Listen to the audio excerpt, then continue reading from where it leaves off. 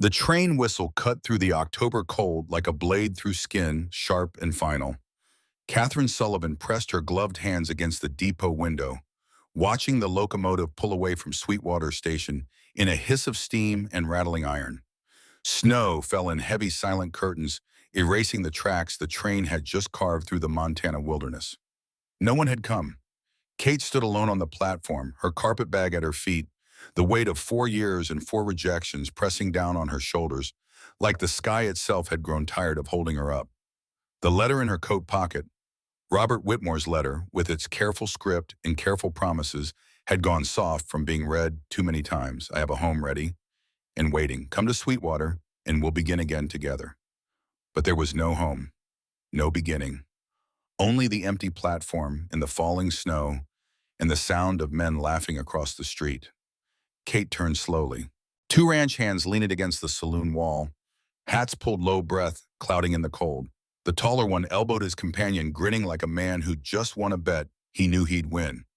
That her? His voice carried clear across the frozen street. Yep, the half-breed mail order.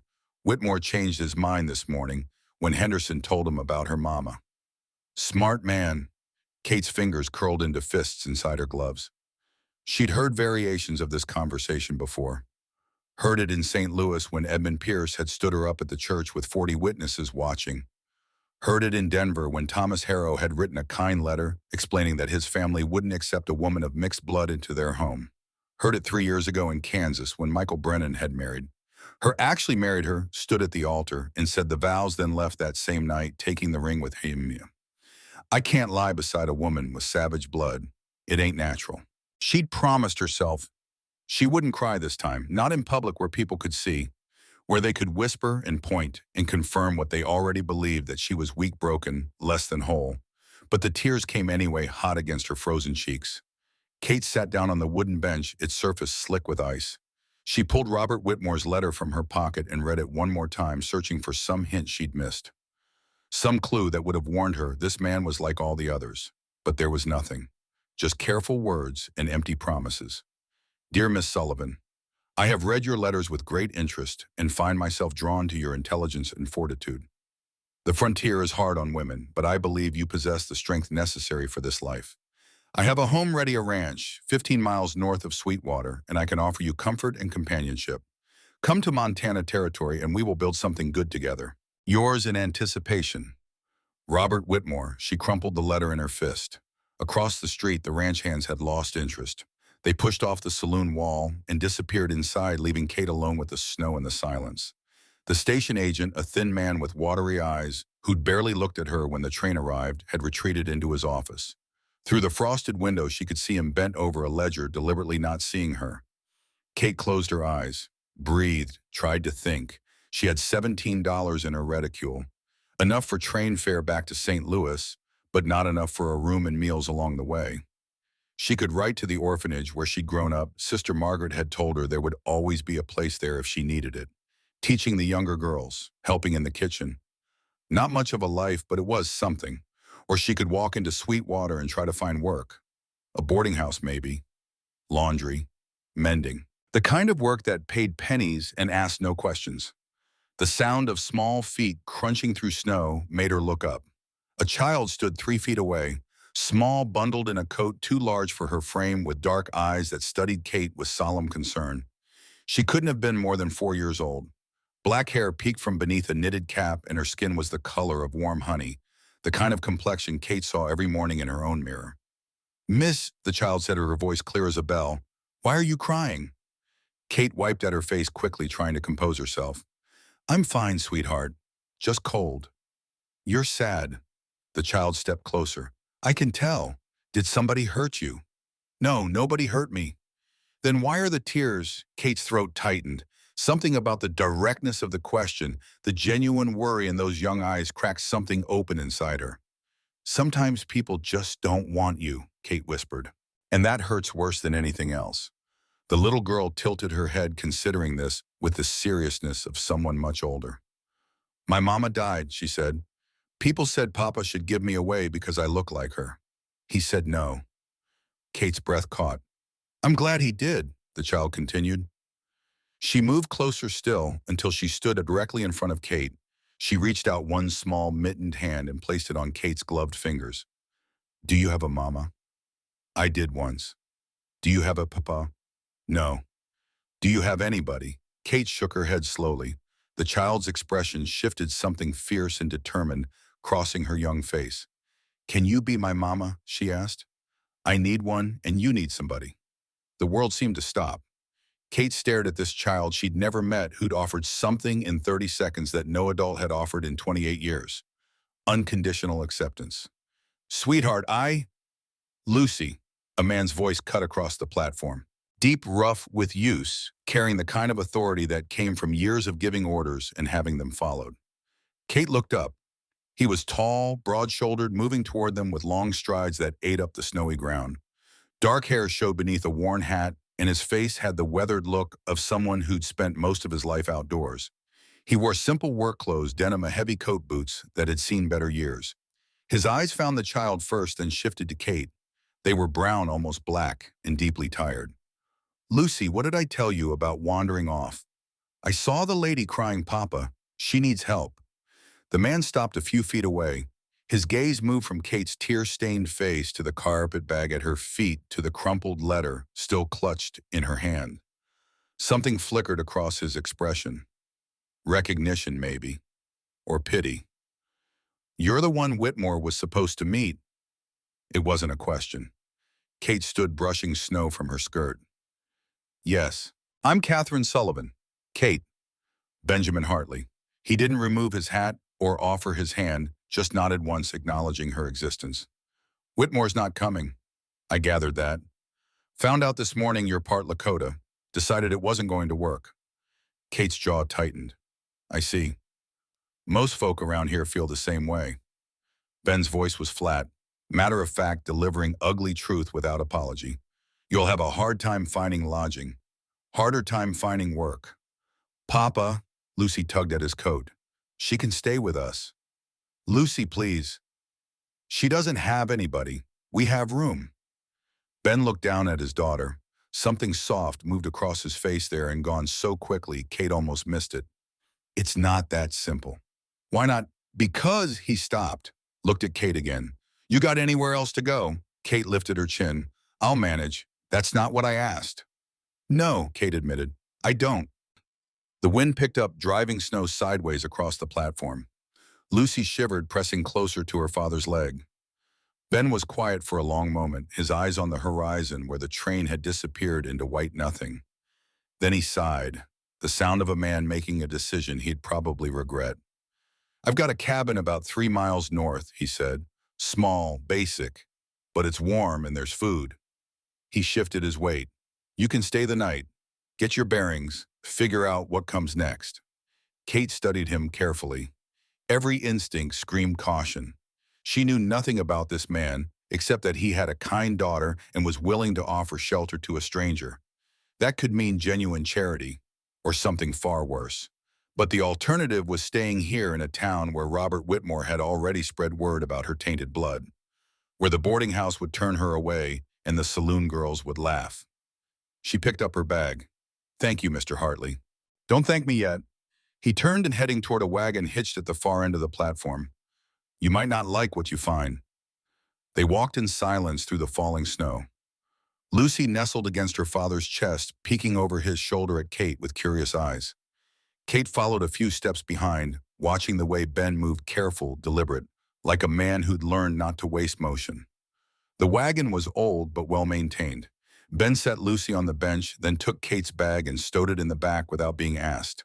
He offered his hand to help her up. Kate took it.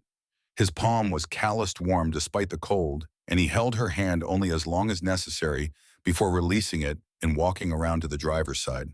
It's a rough ride, he said, gathering the reins. Roads are bad this time of year. I've had rougher. He glanced at her sideways. I expect you have. They rolled out of Sweetwater slowly, the wagon wheels crunching through fresh snow. Lucy hummed something soft and tuneless between them, her small body warm against Kate's side. Kate kept her hands folded in her lap, watching the landscape slide past. Pine trees heavy with white, distant mountains disappearing into gray sky. the occasional ranch house with smoke rising from its chimney. After several minutes of silence, Kate spoke. "Mr. Hartley, I need to know something." "What's that?" "Why did you really offer to help me the truth?" Ben didn't answer right away. His hands were steady on the reins, his eyes fixed on the road ahead. Snow accumulated on his hat brim. "Finally, because 14 months ago my wife died. Left me alone with Lucy, and I didn't know how to raise a daughter by myself." Kate's breath caught. "People in town said I should give her to the orphanage." Ben continued, his voice carefully controlled. "Said a half Apache girl needed a woman's influence, and I couldn't provide that."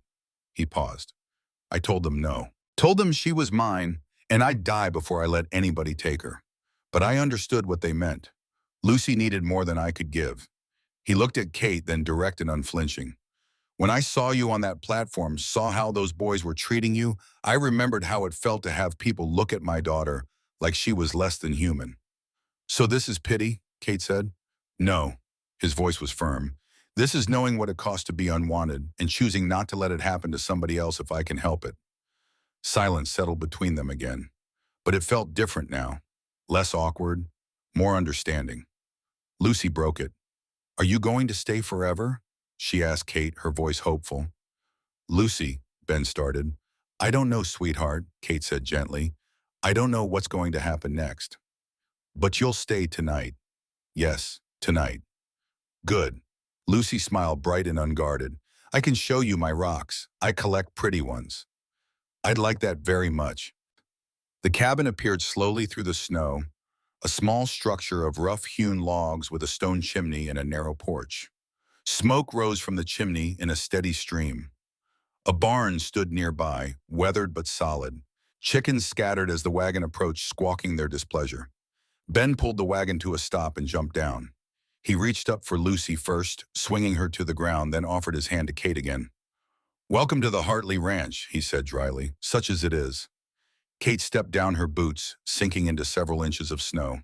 The cabin looked even smaller up close. One window facing front shutters painted dark green. A door that hung slightly crooked on its hinges. But smoke meant fire. Fire meant warmth. And warmth was more than she'd had any right to expect today. "Come on," Ben said, heading toward the door with Lucy running ahead. "Let's get inside before we all freeze." The interior was dim and sparse. One main room with a fireplace taking up most of the far wall. A table with 3 mismatched chairs. A narrow bed against the left side covered with quilts. Hooks on the wall held coats and a few cooking implements. A rocking chair sat near the fire, a basket of mending beside it. It was clean, though. Swept floors, organized shelves, no dishes piled in the wash basin. "There's only one bed," Ben said, hanging his hat on a hook. "But I've got blankets. You can sleep there tonight. I'll take the floor." "Mr. Hartley, I can't." "Yes, you can. It's decided." He moved to the fireplace, stirring the pot hanging over the flames. "Stew's been cooking since this morning. Should be ready soon." Lucy had already scrambled up onto the bed, digging through a small wooden box. "Look, Miss Kate, my rocks." Kate set her bag down and crossed to the bed. Lucy held out her treasures one by one. Smooth river stones, pieces of quartz, a chunk of fool's gold that caught the firelight. "These are beautiful," Kate said softly. "Mama helped me find them." Lucy's voice grew quiet. Before she died." Kate looked at the small shelf above the bed. A beaded dress hung there, carefully preserved. Beside it, a pair of moccasins, tiny child-sized. A medicine pouch. "I'm sorry," Kate said. "People keep saying that." Ben's voice came from the fireplace. He didn't turn. "Like words change anything." "They don't," Kate agreed, "but sometimes they're all we have." He looked at her then. Really looked. And something shifted in his expression. "Yeah, I suppose that's true." They ate in near silence. The stew was simple: venison, potatoes, carrots, but hot and filling. Lucy chattered between bites about her chickens, about the fox she'd seen last week, about how her papa had promised to teach her to ride come spring. Kate listened, answering when appropriate, but mostly just absorbing the warmth of the fire and the sound of a child's voice. The strange, fragile sense of being inside instead of outside, wanted instead of rejected, even if it was only for one night. After supper, Ben washed the bowls while Lucy showed Kate her drawings. rough sketches done with charcoal on scraps of paper. A horse, a bird, a woman with long dark hair. "That's Mama," Lucy said softly. "I'm forgetting what she looked like. Papa says that's okay, but it makes me sad." Kate's throat tightened. "I bet she was beautiful." "She was. Papa cried when she died. He didn't think I saw, but I did." "Lucy," Ben's voice was quiet but firm. "That's enough." "Sorry, Papa." He sighed, drying his hands on a cloth. "It's bedtime, little bird. Go get changed." Lucy obeyed without argument, pulling a nightgown from beneath the bed and changing quickly. She climbed under the quilts, then looked at Kate hopefully. "Will you tell me a story?" "Lucy," Ben started. "Please, just a short one." Kate glanced at Ben. He gave a small nod. She sat on the edge of the bed, trying to remember the stories the nuns used to tell at the orphanage. Finally, she settled on one, her mother, her Lakota mother, the woman she'd never known, but who lived in whispered fragments, would have told. "Once, there was a girl who walked between two worlds," Kate began, her voice soft. "She belonged to neither, but carried pieces of both. The people of the day said she was too dark. The people of the night said she was too light. So she walked alone, searching for a place to rest." Lucy's eyes grew heavy halfway through. By the time Kate finished, the child was asleep, her breathing soft and even. Kate stood carefully, not wanting to wake her. Ben was watching from the rocking chair, his face unreadable in the firelight. "That was kind of you," he said. "She's a sweet child." "She is." He stood gathering blankets from a chest. "You can take the bed. I meant what I said." "Mr. Hartley." "Ben. If you're sleeping in my house, you can use my name." "Ben," Kate corrected. "I don't want to put you out." "You're not." He spread the blankets on the floor near the hearth. "I've slept in worse places." Kate sat on the edge of the bed, suddenly exhausted. The day's events crashed over her all at once. The train, the empty platform, Robert Whitmore's absence, the cruel laughter, Lucy's question, this strange cabin in the middle of nowhere with a widowed rancher and his half-Apache daughter. "Kate," she looked up. Ben stood by the fire, backlit by the flames, his expression unreadable. "I don't know what you're running from," he said, "and I won't ask. But you should know folks around here don't take kindly to people like us. Mixed blood, outsiders, anybody who doesn't fit their idea of proper." He paused. "If you stay longer than tonight, it won't be easy." "Nothing in my life has been easy, Ben." He nodded slowly. "Fair enough." "Why are you telling me this?" "Because Lucy's already attached to you." His jaw tightened. "And when you leave, it's going to hurt her. So if you're planning to go, it would be better to do it tomorrow, before she gets any more ideas about you staying." Kate looked at the sleeping child curled beneath the quilts with her dark hair spread across the pillow. "Can you be my mama? What if I wanted to stay?" Kate asked quietly. "Just for a few days, to figure things out." Ben was silent for a long moment. Then you'd be welcome. But don't do it for me. And don't do it because you feel sorry for Lucy. Only stay if it's what you actually want. And if I don't know what I want, then I guess you've got a few days to figure it out." He settled onto his makeshift bed, turning his back to give her privacy. Kate changed into her nightgown behind the cover of a blanket, then slipped beneath the quilts beside Lucy. The child shifted in her sleep, instinctively curling closer to Kate's warmth. Outside, the wind howled. Snow tapped against the window like restless fingers. Inside, the fire crackled low. And for the first time in longer than she could remember, Kate fell asleep feeling something other than alone. Even if it was only temporary. Even if it was only pretend. Even if tomorrow she'd wake up and have to leave. Tonight she belonged somewhere. And that was enough. Kate woke to the sound of an axe biting into wood. The fire had burned down to embers during the night, and pale gray light filtered through the window. Lucy still slept beside her, one small hand curled against Kate's shoulder. Outside, the rhythmic thunk, thunk, thunk continued, steady and methodical. She slipped from beneath the quilts carefully, not wanting to wake the child. The floor was cold against her bare feet as she crossed to the window and looked out. Ben stood in the yard splitting firewood. He'd already cleared a path from the cabin to the barn's snow, piled high on either side. His breath came in white clouds, and even from here she could see the tension in his shoulders. The way he brought the axe down with more force than necessary. a man working out something he couldn't say aloud. Kate dressed quickly behind the privacy of a blanket, then added wood to the fire. The flames caught and grew, pushing back the morning cold. She found cornmeal in a tin on the shelf, a jar of preserved berries, eggs in a basket near the door. She was mixing batter for Johnny cakes when Ben came inside carrying an armful of split wood. He stopped when he saw her at the stove. "You don't have to do that." "I know." Kate poured batter onto the hot griddle. "But you fed me last night. Seemed only fair to return the favor." Ben set the wood down by the hearth, brushing bark from his sleeves. "I didn't ask you to stay, so you'd cook. I didn't stay, so you'd keep chopping wood in the freezing cold. But here we are." The corner of his mouth twitched, almost a smile. "Fair point." He washed his hands in the basin, then poured himself coffee from the pot that had been staying warm by the fire. For a while, they worked in companionable silence, Kate cooking, Ben setting the table, both of them moving around the small space with the careful awareness of strangers sharing close quarters. Lucy woke when the smell of food filled the cabin. She sat up, hair wild around her face, and her eyes found Kate immediately. "You're still here." "I'm still here." The smile that broke across Lucy's face was pure sunlight. Breakfast was simple but good. They ate together at the small table, Lucy chattering about her plans for the day while Ben listened with the patience of a man used to a child's endless questions. "Can Miss Kate help me collect eggs, Papa?" "If she wants to." Lucy turned to Kate hopefully. "Do you want to?" Kate looked at this little girl who'd asked her to be a mother before even knowing her name, and something warm unfurled in her chest. "I'd love to." After breakfast, Kate helped Lucy into her coat and mittens. The child's excitement was contagious as they trudged through the snow toward the chicken coop, Lucy pointing out animal tracks and explaining which hens were friendly and which ones pecked. "That one's Bessie. She's mean. And that's Clover. She's my favorite because she lets me pet her.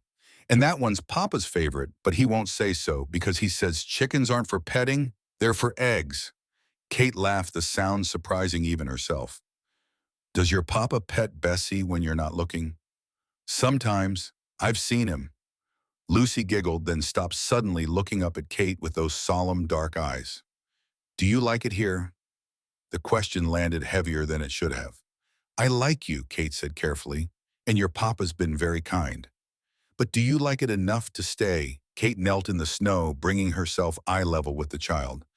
"Lucy, sweetheart, I can't just stay. Your Papa has a life here, and I'd be intruding." "But Papa said you could stay a few days." "A few days isn't forever." Lucy's lip trembled. "Why not?" "Because," Kate struggled for words a 4-year-old would understand, "because people can't just move into other people's homes. It doesn't work that way." "Well, Mama did.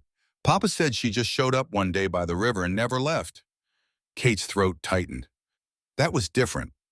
"Why, Chloe? Because your Papa loved your Mama." "He could love you too." The innocence of it nearly broke Kate's heart. "Oh, sweetheart, it's not that simple." But Lucy had already moved on, distracted by a chicken that had escaped the coop. She chased after it, laughing, and the moment passed. They collected eggs together, Lucy explaining the proper way to reach under a hen without getting pecked. Kate listened, letting the child's voice wash over her, trying not to think about how easy it would be to pretend this was her life.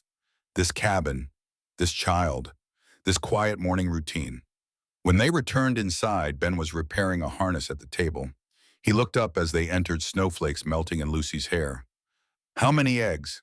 "7, Lucy announced proudly, "and Miss Kate only got pecked once." "That's better than I do most mornings." Kate set the basket down, flexing her sore hand. "Bessie has strong feelings about strangers." "Bessie has strong feelings about everyone."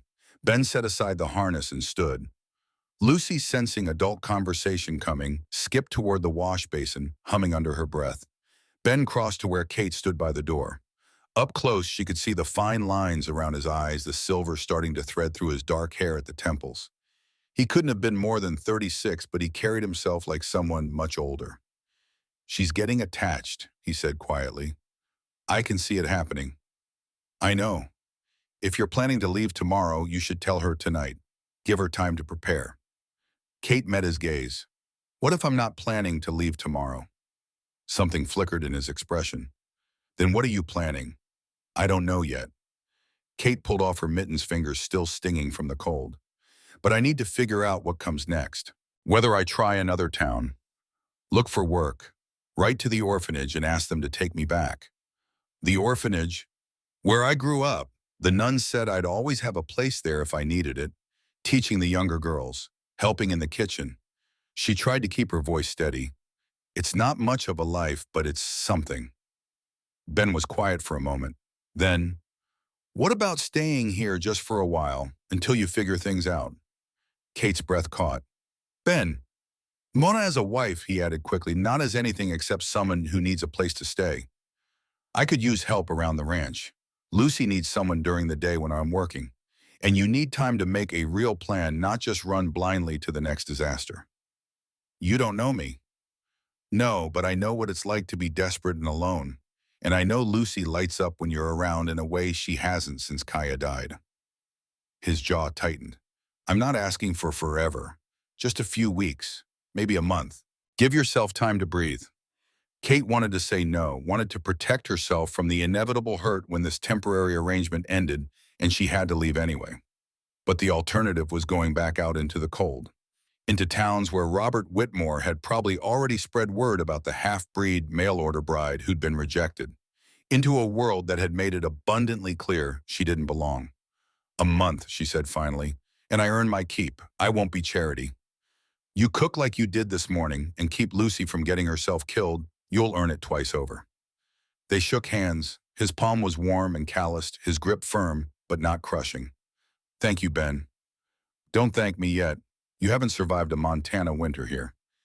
The first week passed in a strange, fragile rhythm. Kate woke early, made breakfast, helped Lucy with her chores. Ben worked outside, mending fences, checking traps, caring for the horses. They ate lunch together, usually in silence, while Lucy filled the quiet with stories.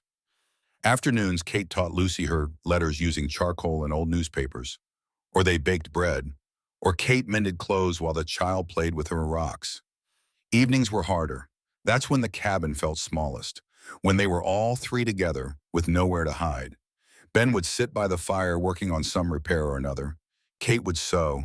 Lucy would drift between them like a bridge, asking questions, telling stories, trying to weave them into something that resembled a family. On the eighth night, Kate was stitching a tear in one of Ben's shirts when Lucy climbed into her lap. Miss Kate, when you were little, did you have a mama? Kate's hands stilled on the fabric. Ben looked up from the saddle he was oiling. I did, Kate said carefully. For a little while. What happened to her? She died when I was born, but there was a woman at the orphanage who took care of me. Sister Margaret. She was kind. Did she love you? Kate's throat tightened. I think so. In her way. Lucy was quiet for a moment, her small fingers tracing the pattern on Kate's skirt. Do you miss her every day? I miss my mama every day too. Lucy's voice was small. Sometimes I can't remember her face anymore. Just pieces. Her hands. Her voice singing, but not her face. Kate looked at Ben. His expression had gone carefully blank, but his knuckles were white where he gripped the saddle. That's normal, sweetheart, Kate said gently. When people leave us, sometimes the memories fade, but that doesn't mean they weren't real. Doesn't mean they didn't matter. Papa says Mama's watching from the stars. I'm sure she is. Do you think she likes you? The question caught Kate off guard. What? Mama, do you think she likes that you're here taking care of me? Kate glanced at Ben again. He'd set down the saddle, his full attention on this conversation now. I think, Kate said slowly, that your mama would want you to be happy and safe. And if having me here helps with that, then yes, I think she'd be glad. Lucy nodded, satisfied. She yawned, nestling deeper into Kate's arms. Will you tell me another story about the girl who walked between two worlds? Kate had been telling that story in pieces all week, adding new chapters each night. Lucy never tired of it. Once, Kate began her was soft. The girl came to a village at the edge of a great forest. The people there were afraid of her because she was different. They whispered behind their hands and turned away when she approached. Lucy fell asleep before the story ended. Kate carried her to the bed, tucked the quilts around her small body, brushed dark hair from her forehead. When she turned back, Ben was watching her. You're good with him, he said. She's easy to love. Not for everyone. He stood crossing to the window. Snow had started falling again, thick flakes drifting past the glass. Most folks in town cross the street when they see us coming. They don't say it to my face, but I hear the whispers. Half-breed savage's daughter should have been left with her mother's people. Kate moved to stand beside him. People fear what they don't understand. And you? Do you fear it? Fear what? This. He gestured vaguely. Mixed blood, walking between worlds. Never quite belonging anywhere. Kate was quiet for a long moment, watching the snowfall. I don't fear it, she said finally. I am it. My father was Irish, a railroad worker who thought my mother was beautiful enough to take, but not human enough to marry. My mother was Lakota. She died bringing me into this world, and I've spent every day since trying to figure out where I fit. Ben turned to look at her. Did you ever figure it out? No, but I stopped apologizing for it. Something shifted in his expression. Understanding, maybe, or recognition. Kaya used to say the same thing, he said quietly, that she wouldn't apologize for who she was, wouldn't make herself smaller to make other people comfortable. He smiled sad and distant. First time we met, I was half dead from a bullet wound, bleeding out by the river. She found me, dragged me to her camp, spent 3 days nursing me back to life. What happened then? I fell in love with her. Simple, direct. Didn't matter that we couldn't speak the same language. Didn't matter that my family disowned me when I brought her home. Didn't matter that the town treated her like she was less than the horses. His voice roughened. She was the strongest person I ever knew. And when she died, he trailed off jaw tight. Kate waited. When she died, Ben continued, I didn't think I'd survive it. Lucy was barely 3. I didn't know how to braid hair or sing lullabies or answer the 1,000 questions she asked every day.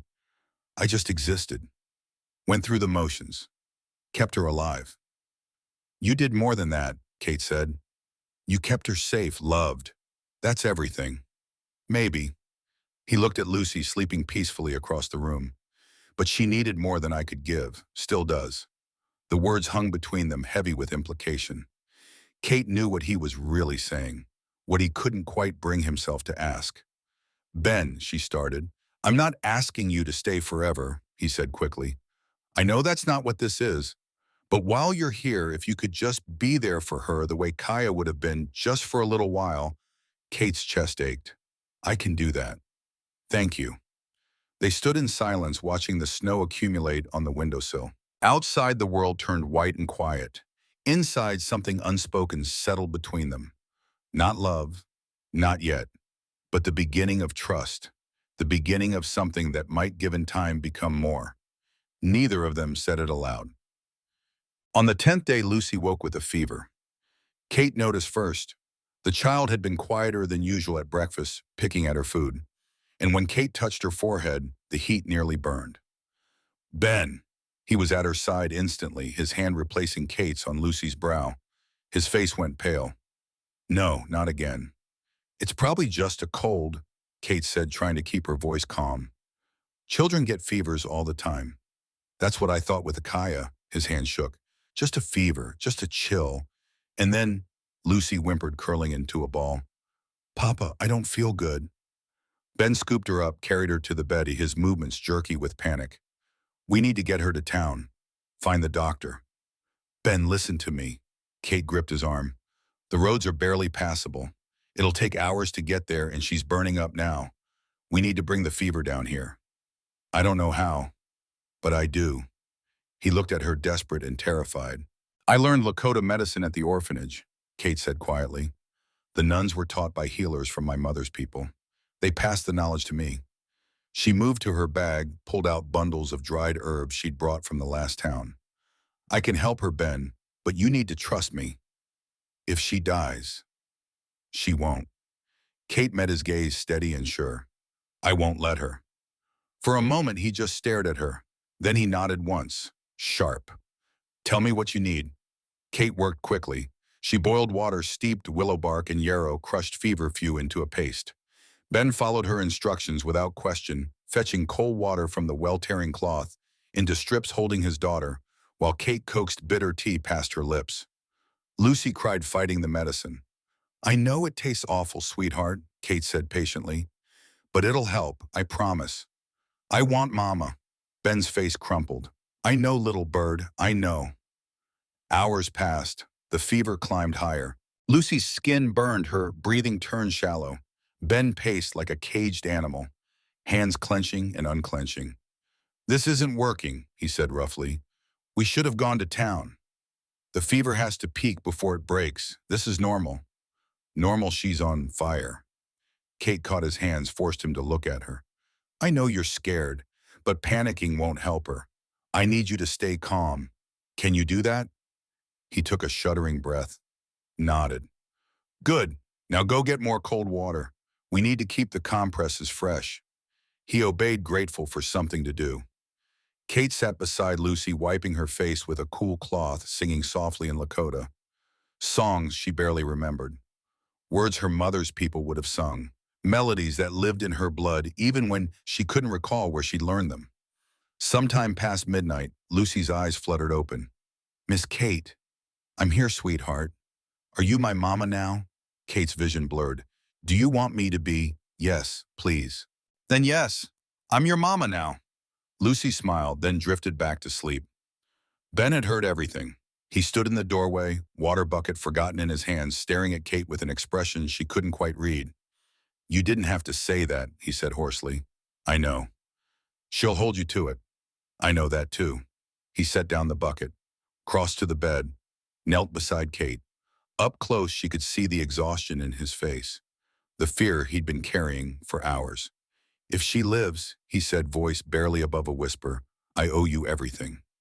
You owe me nothing. I'm just doing what any mother would do. His breath hitched. Kate. Lucy stirred between them, her skin finally cooling. Kate checked her pulse, her breathing, the color returning to her cheeks. She's going to be fine, Kate whispered. Ben's head dropped, his shoulders shook. He didn't make a sound, but Kate saw the tears fall.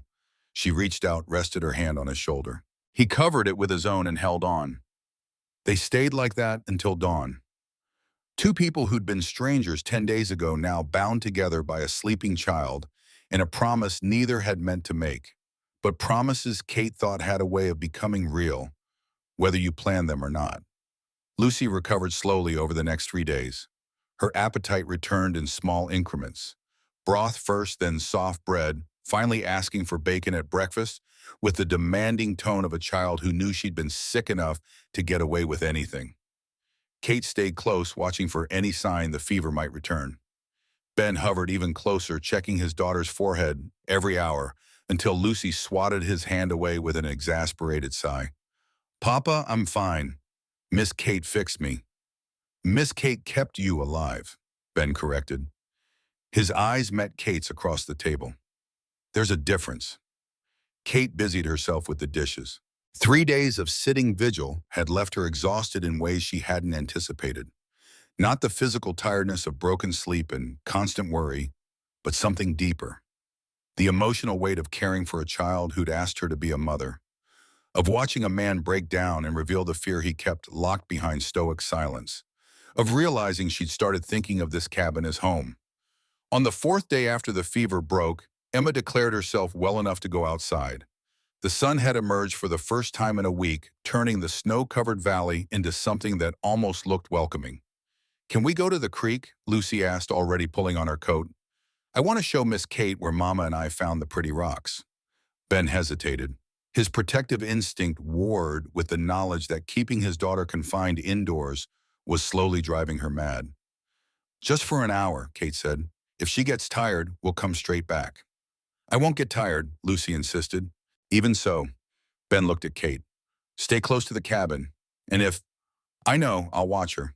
They walked slowly through the snow, Lucy pointing out animal tracks and explaining the difference between rabbit prints and fox prints. The creek ran swift and clear, despite the cold moving over smooth stones that caught the sunlight. Mama used to bring me here all the time, Lucy said. She crouched by the water's edge, searching through the exposed rocks. She said every stone tells a story if you know how to listen. What kind of stories? Stories about where they came from, how old they are, what they've seen. Lucy held up a piece of quartz, turning it so the light fractured through its surface. This one's from the mountains. It traveled all the way down here in the river. Kate knelt beside her. How do you know? Mama taught me. She knew all kinds of things. Lucy's voice grew softer.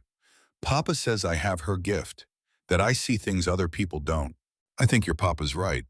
They collected rocks in silence for a while.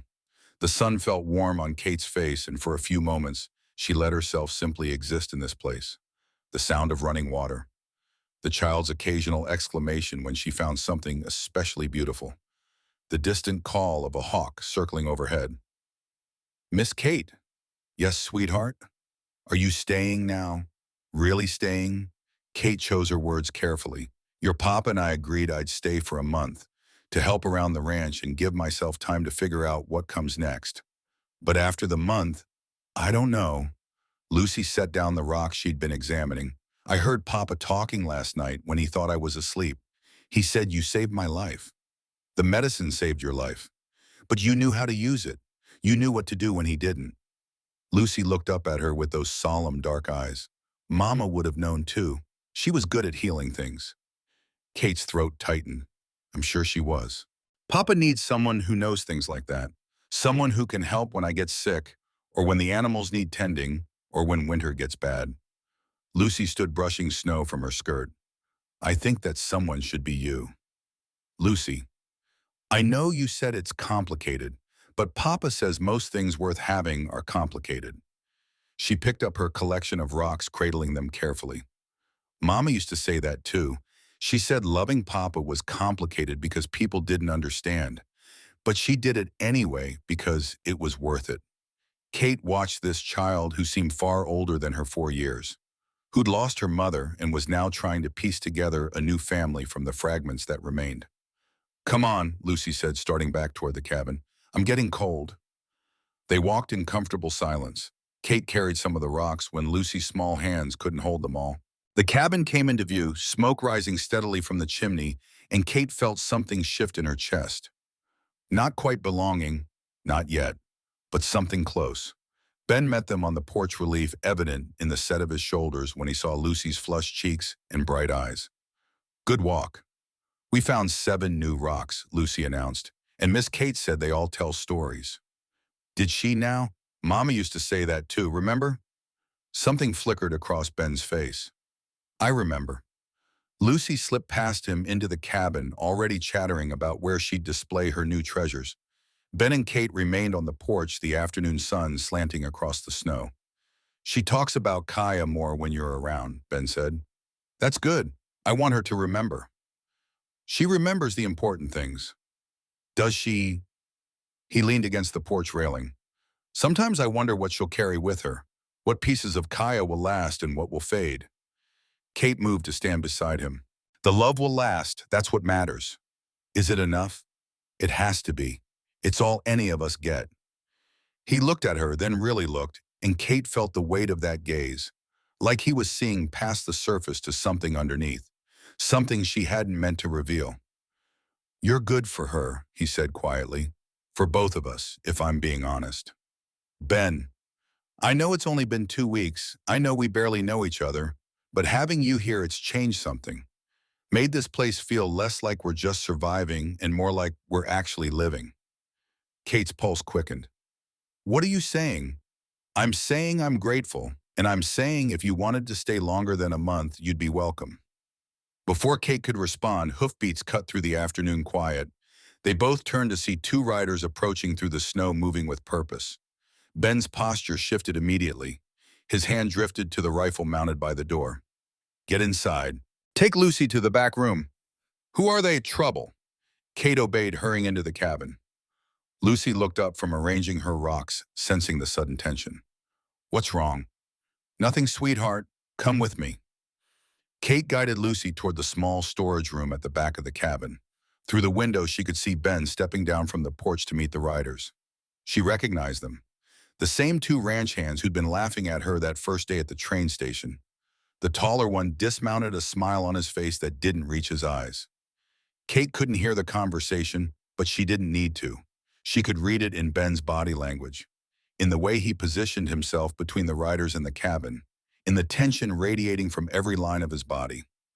After several minutes, the riders left. Ben stood watching until they disappeared into the tree line, then turned back to the cabin. His face was carved from stone. Kate met him at the door. What did they want? To deliver a message from the town council. He hung his hat on the hook, movements carefully controlled. Seems Robert Whitmore's been talking. Told everyone you're living here that it's inappropriate. Inappropriate?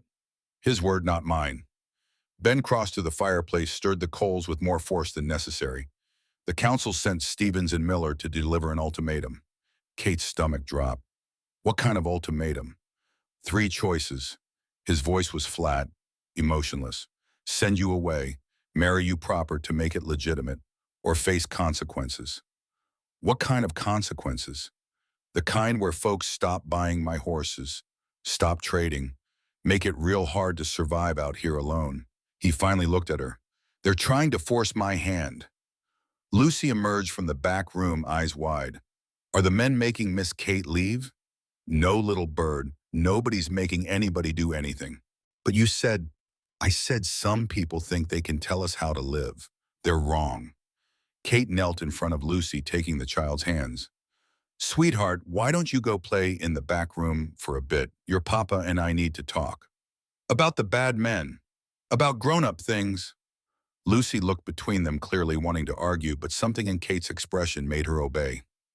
She gathered her rocks and retreated, casting worried glances back. Once she was gone, Kate stood. Ben, I'll leave. Tonight if you want. I won't let them threaten your livelihood because of me. Like hell you will. You have Lucy to think about. You can't. I can and I will. He moved closer, eyes blazing. They pulled this same thing with Kaya, tried to make me choose between my wife and my ability to provide.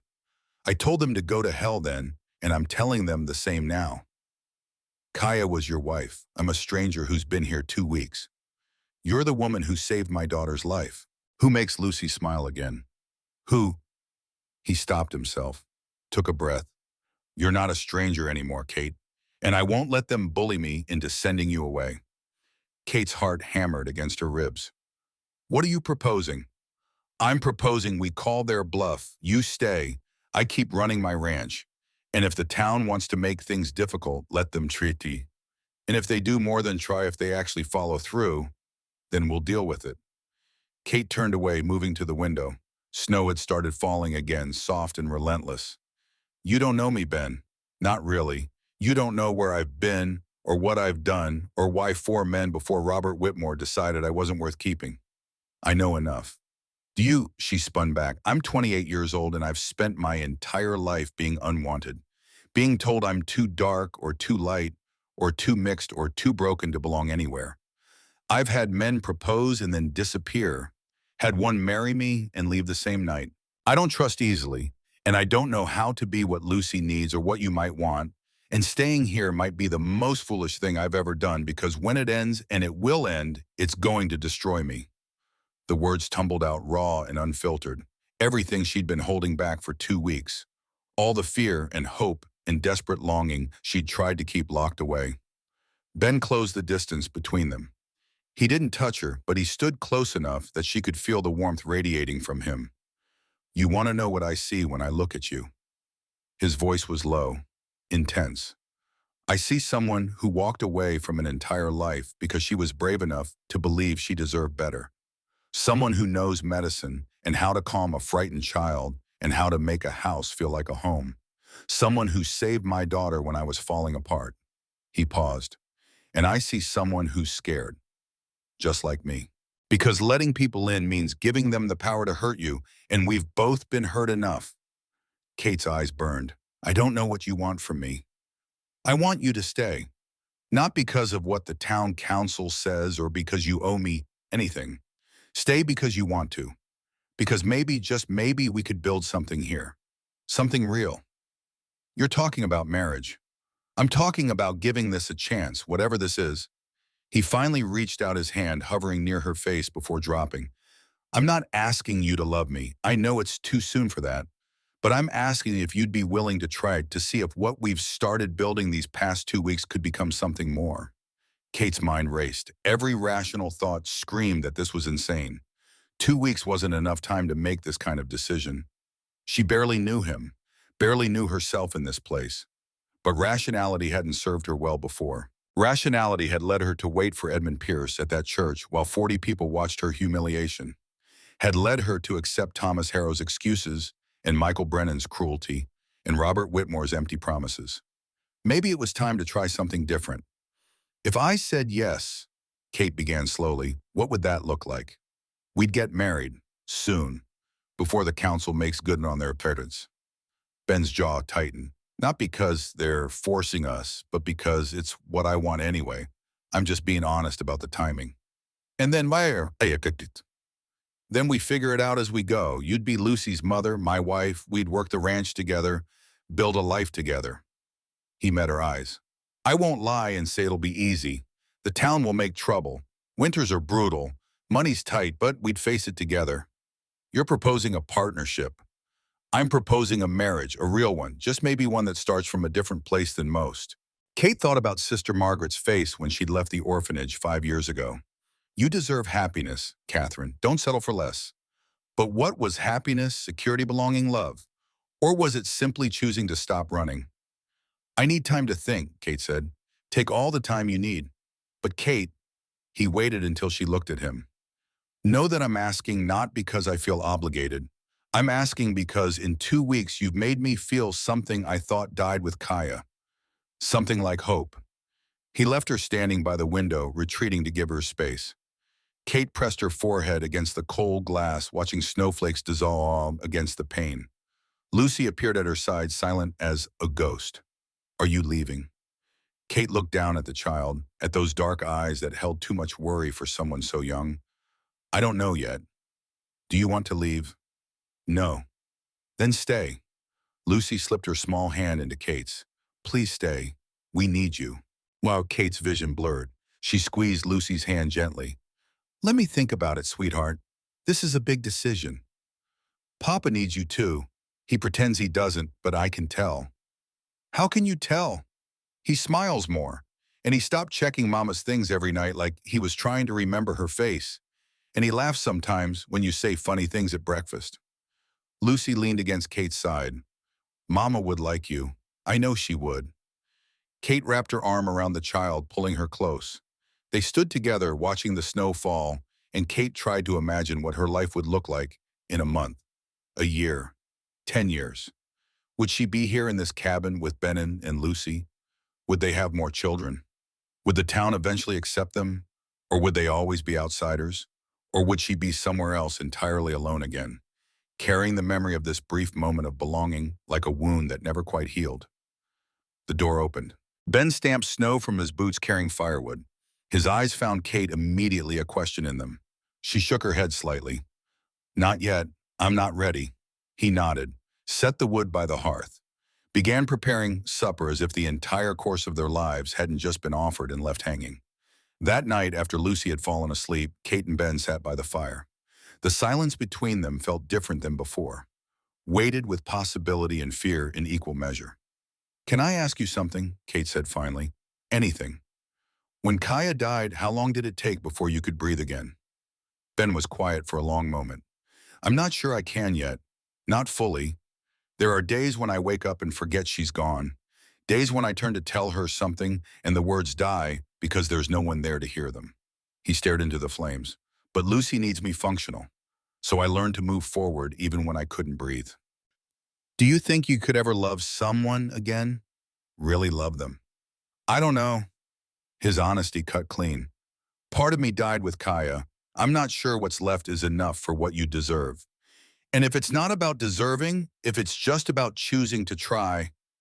He looked at her, then firelight casting shadows across his weathered face. Then I'd try. With you. If you were willing. Kate's hands twisted in her lap. I'm terrified. So am I. What if we make this commitment, and 6 months from now, we realize it was a mistake? Then we'll deal with it then. But Kate, he leaned forward. I've watched you with Lucy these past 2 weeks. Watched you move through this space like you were meant to be here. And I can't promise you love or happiness or any of the things you probably hoped for when you answered those mail-order advertisements. But I can promise you will never be unwanted again. Not in this house. Not with us. Something inside Kate cracked. The careful walls she'd built to protect herself from exactly this kind of hurt, this kind of hope. I need to sleep on it, she whispered. Of course, wait. She stood moving toward the bed where Lucy slept peacefully. Ben remained by the fire, giving her space, giving her time. Kate changed behind the privacy of a blanket, then slipped on beneath the quilts. Lucy shifted in her sleep, instinctively curling closer to Kate's warmth. The child's small hand found Kate's holding on, even in dreams. Kate lay awake for hours, listening to the fire crackle and Ben's quiet movements as he prepared his bedroll on the floor, watching shadows dance across the ceiling, trying to imagine what it would mean to say yes, to stay, to marry, to build a life with a man she barely knew and a child she'd already started to love. The alternative stretched out before her like an empty road. Another town, another rejection. Another year of teaching at the orphanage, watching young girls grow up and leave while Kate remained behind, growing older, growing harder, until one day she'd be Sister Margaret kind, but alone, offering comfort to other lost girls because she'd never found belonging herself. Was that better than risking her heart here? Was safety worth the price of never trying? Kate thought about her mother, the Lakota woman who died bringing her into the world. Had she been scared when she'd fallen in love with Kate's Irish father? Had she known their union would make their daughter an outcast? Had she loved anyway? And Kate's father, had he truly loved? Or had he simply taken what he wanted and left? The nuns had been vague about the details. Kate had spent years filling in the gaps with her imagination, never knowing which story was true. Maybe it didn't matter. Maybe what mattered was the choice Kate made now in this moment with her own life. She must have fallen asleep eventually because she woke to morning light filtering through frost-covered windows. Ben was already up, coaxing the fire back to life. Lucy still slept, her breath warm against Kate's shoulder. Kate watched Ben work, the economy of his movements, the way he added kindling with patient precision, the silver threading through his dark hair, the lines around his eyes that spoke of laughter and loss in equal measure. He wasn't handsome in the conventional sense. His face was too weathered, his hands too scarred, his body too worn from hard living. But there was something solid about him, something steady, something that felt like it might be worth the risk. Ben, he turned, surprise crossing his face. You're awake. I couldn't sleep much. Neither could I. He set the poker aside, stood. You decided? Kate carefully extracted herself from Lucy's grip, slipping out of bed. She crossed to where Ben stood by the fire, her heart hammering so hard she thought it might crack her ribs. If I say yes, she began, I need you to understand something. What? I don't know how to be a wife. I don't know how to be a mother. I've spent my whole life on the outside looking in, and I'm terrified I'll fail at both. Kate, but I'm more terrified of walking away, of spending the rest of my life wondering what might have happened if I'd been brave enough to stay. She took a breath. So yes, I'll marry you. I'll stay. We'll try. Something shifted in Ben's expression. Relief and fear, and something that might have been quote all tangled together. You're sure? No, Dikbo, but I'm doing it anyway. He reached for her hands, holding them gently. His palms were warm and calloused, and Kate felt the steadiness in his grip. We'll go to town next week, he said. Talk to Reverend Walsh. Make it official. The town will talk. Let them talk. We'll be married, and there won't be anything they can do about it. Lucy's voice came from the bed, sleepy and content. You're getting married. They both turned. The child sat up, hair wild around her face, grinning like she'd just been given the best present imaginable. Yes, Kate said. We're getting married. Lucy shrieked with joy, scrambling out of bed and throwing herself at both of them. Ben caught her laughing, swinging her around while she wrapped her arms around his neck. I told you, Lucy said to Kate. I told you Papa could love you too. Kate's throat closed. Ben set Lucy down and the child immediately attached herself to Kate's waist. Now you'll really be my mama, forever and ever. Forever and ever, Kate agreed, the words feeling both terrifying and right. They spent the morning in careful celebration. Ben made a larger breakfast than usual. Lucy chattered nonstop about what Kate should wear, and whether they could have a party, and if this meant she could call Kate Mama instead of Miss Kate. "You can call me whatever you want, sweetheart." "Mama," Lucy tested the word, smiled. "Mama, I like it." Ben watched them with something soft in his eyes, something Kate didn't quite dare name yet. After breakfast, he announced he needed to ride into town to speak with the Reverend and pick up supplies. Kate started to offer to come, but he shook his head. "Better if I go alone this time. Feel out how the town's going to react." He pulled on his coat. "Besides, gives you and Lucy time together." "Be careful." "Always am." He left and Kate stood at the window watching him ride away until he disappeared into the trees. Lucy tugged at her hand. "Want to see my special hiding place?"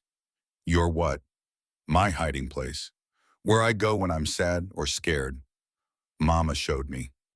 Kate let the child lead her to a small space behind the cabin where the barn wall created a sheltered corner.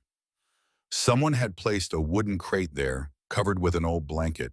Inside were treasures: smooth stones, dried flowers, a carved wooden horse, a beaded bracelet that looked like it had once belonged to Kaya.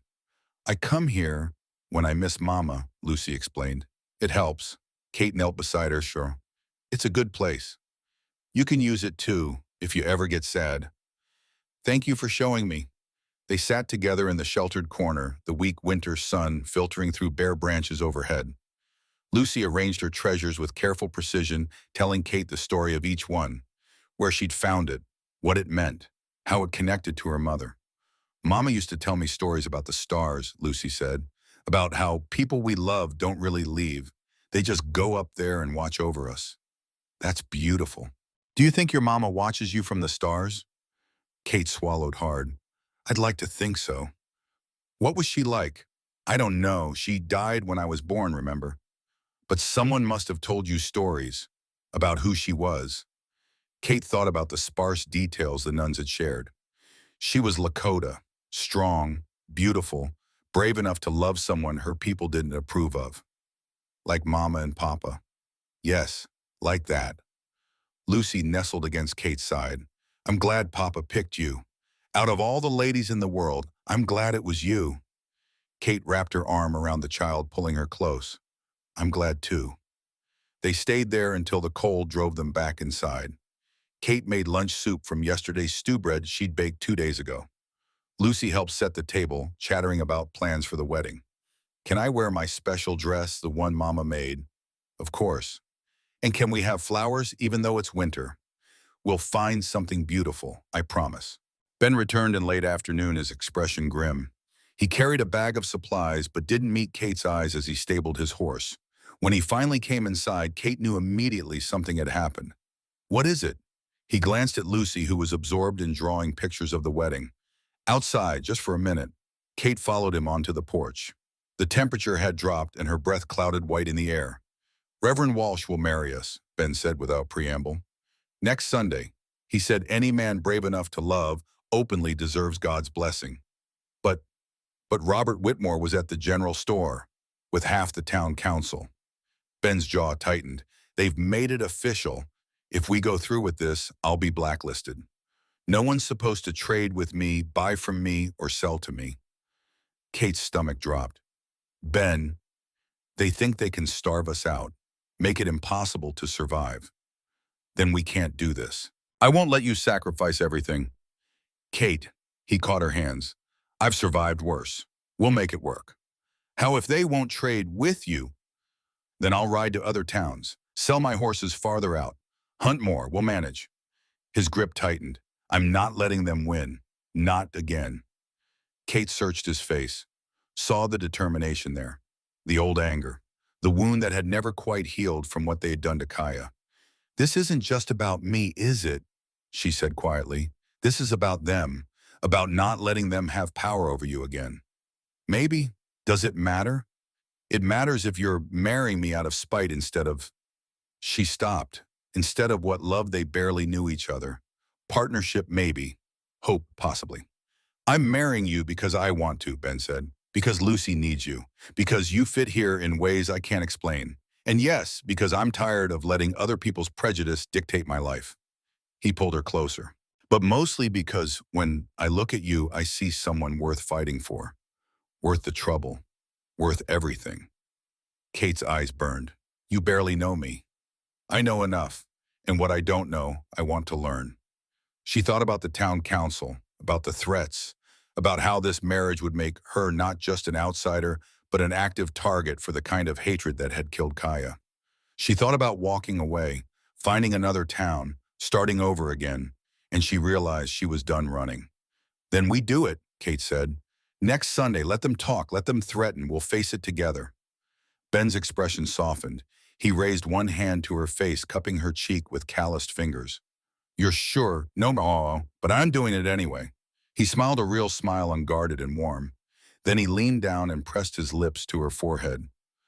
Gentle, brief, a promise more than a kiss. We should tell Lucy.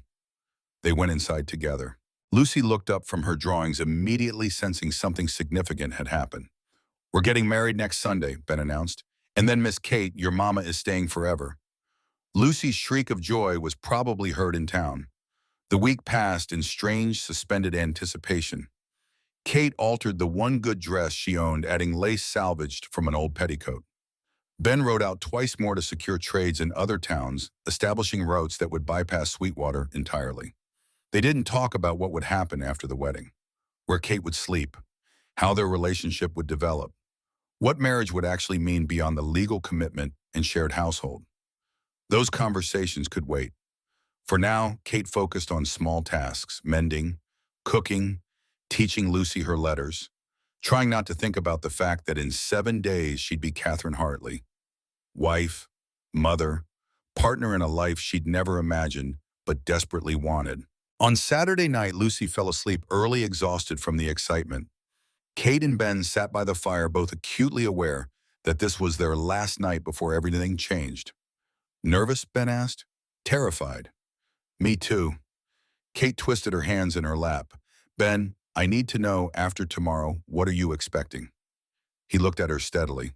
I'm expecting we'll figure it out as we go. But, she struggled for words, as husband and wife, I need to know what you're expecting from me. Understanding crossed his face. Kate, I'm not asking you to love me. Not yet. Maybe not ever, if that's not something you can do. What I'm asking for is partnership. Someone to build a life with, to raise Lucy with, to face whatever comes next together. And if partnership turns into more, then we'll figure that out too. He leaned forward. I won't lie. Part of me hopes it does, but I'm not going to force anything. We'll move at whatever pace feels right. Kate nodded slowly. Some of the tension eased from her shoulders. Thank you for being honest. Always. He paused. You should know after the wedding and I'll take the floor again. Give you space. We don't have to share a bed until you're ready, if you're ever ready. That's not, Kate stopped, reconsidered. Actually, that might be wise, at least at first. They sat in silence after that. The fire burned low. Outside, wind rattled the shutters. Kate, thank you for saying yes, for staying, for, his voice roughened, for giving us a chance. Kate reached across the small distance between them, found his hand, held it. Thank you for asking. They stayed like that until the fire died completely. Then Kate retired to the bed and Ben prepared his bedroll, and they tried to sleep knowing that tomorrow everything would change. For better or worse, forever. Sunday morning arrived cold and clear. Kate woke before dawn, her stomach tight with nerves. Beside her, Lucy slept peacefully, one small hand fisted in the quilt. Ben's bedroll lay empty near the hearth. He'd risen even earlier, probably unable to sleep. Kate dressed carefully in the dim light. The altered gown fit well enough, though she'd never feel elegant in hand-me-down fabric and salvaged lace. She braided her hair, then took it down and tried again, her fingers clumsy with anticipation. This was her wedding day. The reality of it hit her in waves. By noon, she'd be Catherine Hartley, bound by law and faith to a man she'd known less than a month, responsible for a child who already called her mama, committed to a life that would make her a target for the same hatred that had killed Ben's first wife. Kate's hands stilled on her hair. Through the window, she could see Ben in the yard loading supplies into the wagon. His movements were methodical, precise. A man going through familiar motions to avoid thinking about what came next. She understood the impulse. Lucy stirred, yawning. Her eyes found Kate immediately. Is it today? It's today. The child sat bolt upright, suddenly wide awake. You're wearing the pretty dress. I am. You look like a queen. Lucy scrambled out of bed, still in her nightgown. I need to get ready too. Where's my special dress? They spent the next hour in careful preparation. Kate helped Lucy into the beaded dress Kaya had made, intricate Apache patterns worked in blue and white, beautiful and heartbreaking in equal measure. Lucy stood still while Kate braided her dark hair, weaving in small wildflowers Ben had somehow found despite the snow. Mama would be happy, Lucy said softly, studying herself in the small mirror. That I'm wearing this today. Kate's throat tightened. I'm sure she would. She'd be happy about you too, about Papa finding someone good. Kate knelt, bringing herself eye level with the child. Lucy, I want you to know something. I could never replace your mama. I wouldn't try. But I promise I'll love you and care for you and be here for you as long as you need me. Lucy threw her arms around Kate's neck. I know. That's why I asked you to be my mama that first day. Ben appeared in the doorway, freshly shaved, wearing clothes Kate had never seen before. Dark trousers, a pressed shirt, a vest that looked almost new. His hair was combed back, still damp from washing. He looked like a different person. Younger, less weathered, almost handsome in the morning light. His eyes found Kate, and whatever he'd been about to say died unspoken. He just stood there staring until Lucy giggled. Papa, you're supposed to say she looks pretty. Ben's face colored slightly. You look beautiful. Kate's cheeks warmed. Thank you. You clean up well yourself. These were my father's wedding clothes. Figured they were appropriate. They stood awkwardly, neither quite knowing what to say. The weight of the day pressed down on them. Everything that would change. Everything they were choosing, despite not knowing if it was right. Lucy broke the tension by grabbing both their hands. Come on, we don't want to be late for your own wedding. The ride to Sweetwater took an hour. Lucy chattered the entire way, oblivious to the tension radiating between the two adults. Kate kept her hands folded in her lap, watching the landscape slide past. Ben's jaw was tight, his eyes scanning the road ahead. You can still change your mind, he said quietly. If you want to turn back. Can you? No. Then neither can I. The church sat at the edge of town, a small structure of whitewashed wood with a simple cross mounted above the door. Reverend Walsh waited on the steps, a kind-faced man in his 60s with white hair and gentle eyes. Mr. Hartley, Miss Sullivan, he smiled warmly, and young Lucy, are we ready? Kate opened her mouth to answer, but movement across the street caught her attention. A group of men had gathered outside the saloon. She recognized Robert Whitmore, immediately taller than the others, dressed in expensive clothes that looked absurd against the rough frontier backdrop. Beside him stood two men Kate didn't know, but their expensive suits and polished boots marked them as town council members. Ben noticed them too. His hand moved to Kate's arm, protective. Ignore them. Mr. Hartley, Robert Whitmore's voice carried clear across the street. I'm afraid I must object to this proceeding. Reverend Walsh stiffened. Mr. Whitmore, this is a house of God. You have no authority here. The town council does. One of the suited men stepped forward. And we voted. This woman cannot stay in Sweetwater, not as his mistress and not as his wife. Kate's stomach dropped. Ben's grip on her arm tightened. The woman has a name, Ben said, his voice dangerously quiet, and you don't get to decide who I marry. Actually, we do. Whitmore smiled, cold and satisfied. Section 12 of the Territorial Charter gives the town council authority to refuse recognition of any marriage deemed detrimental to community welfare. That's not, Reverend Walsh started. It's obscure, but it exists. The third council member produced a document. We've already filed the paperwork with the territorial office. Any marriage performed today will not be recognized by Sweetwater or any town in this county. Kate felt the ground shift beneath her feet. Ben's face had gone pale with rage. You can't do this, he said. We already have. Whitmore's eyes moved to Kate, dismissive and cruel. Miss Sullivan, you were given a choice. Leave peacefully or face the consequences of your presence here. You chose poorly. Lucy pressed against Kate's hard trembling. Kate wrapped her arm around the child automatically, her mind racing. What exactly are you threatening? Kate asked, her voice steadier than she felt. Not threatening, informing. The first council member folded his arms. If you go through with this ceremony, Benjamin Hartley will be blacklisted from all trade in this county. His horses will not be purchased. His goods will not be sold. And he paused for effect. Any medical care for his daughter will be refused. Kate's blood ran cold. You'd let a child suffer. Reverend Walsh's voice shook with outrage. Because of your prejudice, we're protecting this community from the corrupting influence of mixed-blood degenerates. Whitmore's tone was matter-of-fact, as if discussing livestock. If Mr. Hartley wishes to avoid hardship, the solution is simple. Send the woman away. Ben's hand moved to the knife at his belt. Kate could feel the violence coiling in him, ready to spring. She stepped forward, positioning herself between Ben and the council members. I'll leave. Kate, Ben started, I won't let Lucy suffer because of me. Kate kept her voice level, though her heart was breaking. I'll pack my things and be gone by nightfall. No, Lucy's voice was small but fierce. You can't leave. You promised. Sweetheart, you promised forever. Tears streamed down the child's face. You said you'd be my mama forever. Kate knelt, taking Lucy's hands. Sometimes grown-ups have to break promises to keep people safe. I don't care about safe, I want you. The raw desperation in Lucy's voice nearly undid Kate. She pulled the child into her arms, holding her, while she sobbed. Over Lucy's head, Kate met Ben's eyes, saw the rage there, the helplessness, the same trapped feeling Kate knew too well, loving someone, but being unable to protect them from the world's cruelty. Mr. Whitmore, Kate stood, keeping one hand on Lucy's shoulder. You've won. I'll leave. But I want your word that Ben and Lucy won't be punished further. Kate, no. Ben grabbed her other arm. I'm not letting them do this.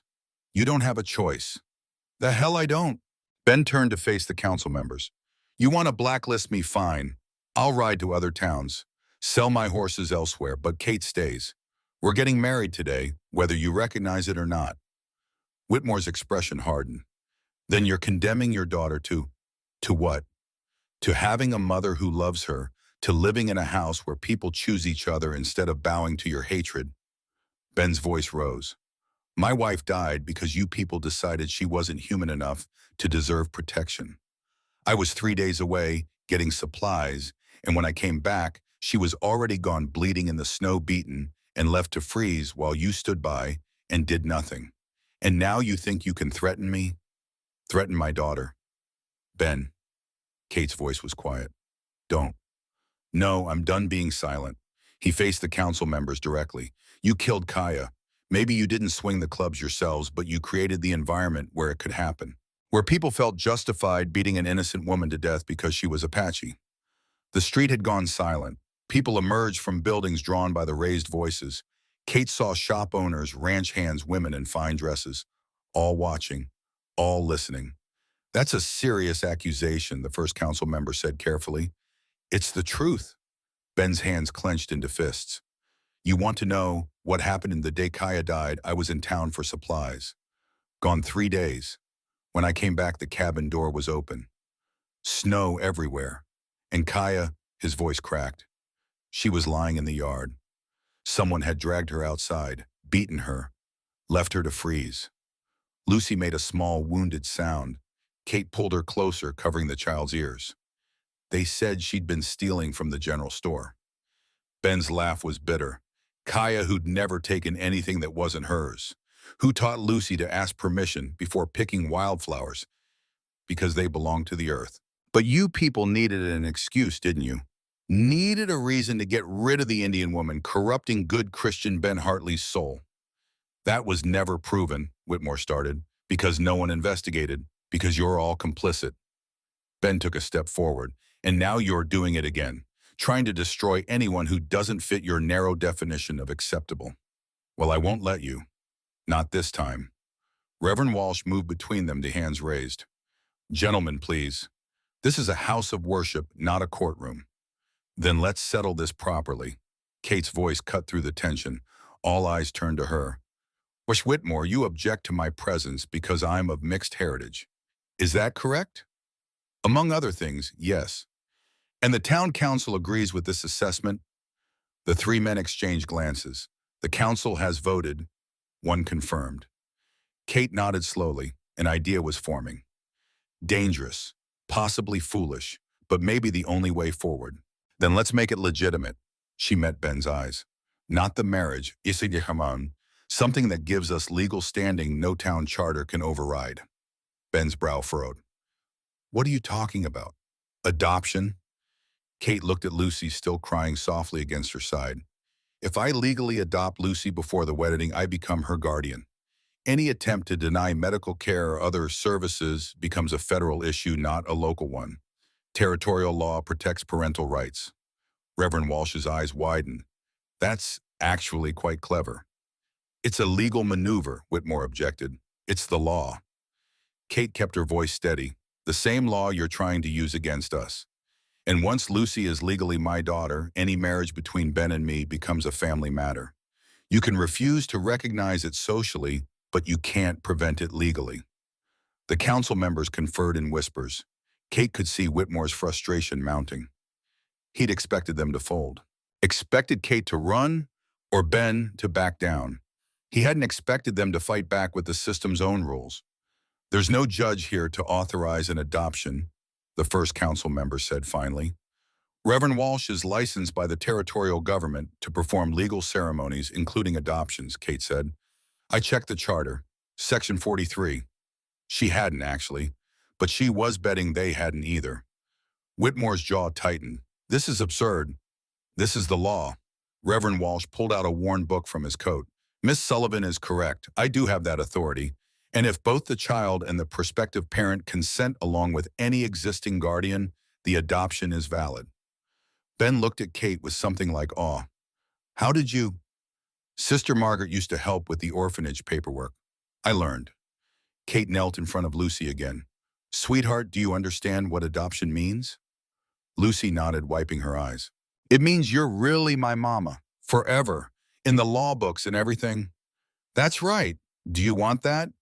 More than anything. Kate looked up at Ben. And you, as her father and guardian, do you consent? Ben's voice was rough with emotion. Yes, God. Yes. Reverend Walsh opened his book, flipping through pages. Then by the authority granted to me by Montana Territory and in the presence of these witnesses, I hereby formalize the adoption of Lucy Hartley by Catherine Sullivan, effective immediately. He produced paper and pen. Kate signed first, her hand steady. Ben signed it next. Lucy pressed her thumb against the ink pad and made her mark, grinning through her tears. It's done, Reverend Walsh announced. Lucy Hartley is now the legal daughter of both Benjamin Hartley and Catherine Sullivan. Kate stood, pulling Lucy into her arms. The child wrapped her legs around Kate's waist, holding on like she'd never let go. Mama, Lucy whispered. My real mama now. Oh, Kate's vision blurred. Yes, baby. Your real mama. Whitmore looked like he'd swallowed something bitter. This changes nothing. We still won't recognize any marriage. Then don't. Ben moved to stand beside Kate, his hand finding her lower back. We don't need your recognition. We have what matters. You're making a mistake, Hartley. No, the only mistake I made was staying silent when you people killed Kaya. I won't make it again. The council members exchanged glances. They were losing control of the narrative. People on the street were watching, listening, forming their own conclusions. Come inside, Reverend Walsh said quietly. Let's finish what we started. They followed him into the small church. The interior was simple wooden pews, a plain altar, windows that let in cold morning light. Reverend Walsh positioned them before the altar, Lucy between them, still held in Kate's arms. This is unorthodox, the Reverend admitted. But then God's love rarely follows convention. He opened his Bible. Dearly beloved, we are gathered here in the sight of God to join this man and this woman in holy matrimony. Marriage is not to be entered into lightly, but reverently, soberly, and in the knowledge that love is the greatest of all gifts. Kate's hands trembled. Lucy's weight was solid against her hip. Ben stood close enough that she could feel his warmth. Outside, she could hear Whitmore and the council members arguing, could hear the murmur of the crowd that had gathered, could feel the weight of judgment pressing against the church walls. But inside in this moment, it was just the four of them, a family being formed from broken pieces. Benjamin Hartley, do you take Catherine Sullivan to be your lawfully wedded wife, to have and to hold from this day forward, for better or worse, for richer or poorer, in sickness and in health until death do you part? Ben's eyes found Kate's. She saw fear there, hope, determination. I do. Catherine Sullivan, do you take Benjamin Hartley to be your lawfully wedded husband, to have and to hold from this day forward, for better or worse, for richer or poorer, in sickness and in health until death do you part? Kate thought about the four men who'd rejected her before, about the orphanage that awaited if she said no, about a lifetime of being unwanted versus a future of being chosen, consequences and all. I do. Then by the power vested in me by God and Montana Territory, I now pronounce you husband and wife. Reverend Walsh smiled. You may kiss your bride. Ben hesitated, clearly uncertain with Lucy between them. Kate shifted the child to her hip, freeing one hand to rest on Ben's shoulder. He leaned in slowly, giving her time to pull away. When she didn't, he pressed his lips to hers. Brief, chaste, a promise more than passion, but real, binding, permanent. Lucy cheered, breaking the solemnity of the moment. Papa kissed Mama. They pulled apart, both slightly embarrassed. Reverend Walsh chuckled. Congratulations to all three of you. May God bless your family. They signed the marriage certificate. Kate Sullivan came Catherine Hartley with a few strokes of a pen.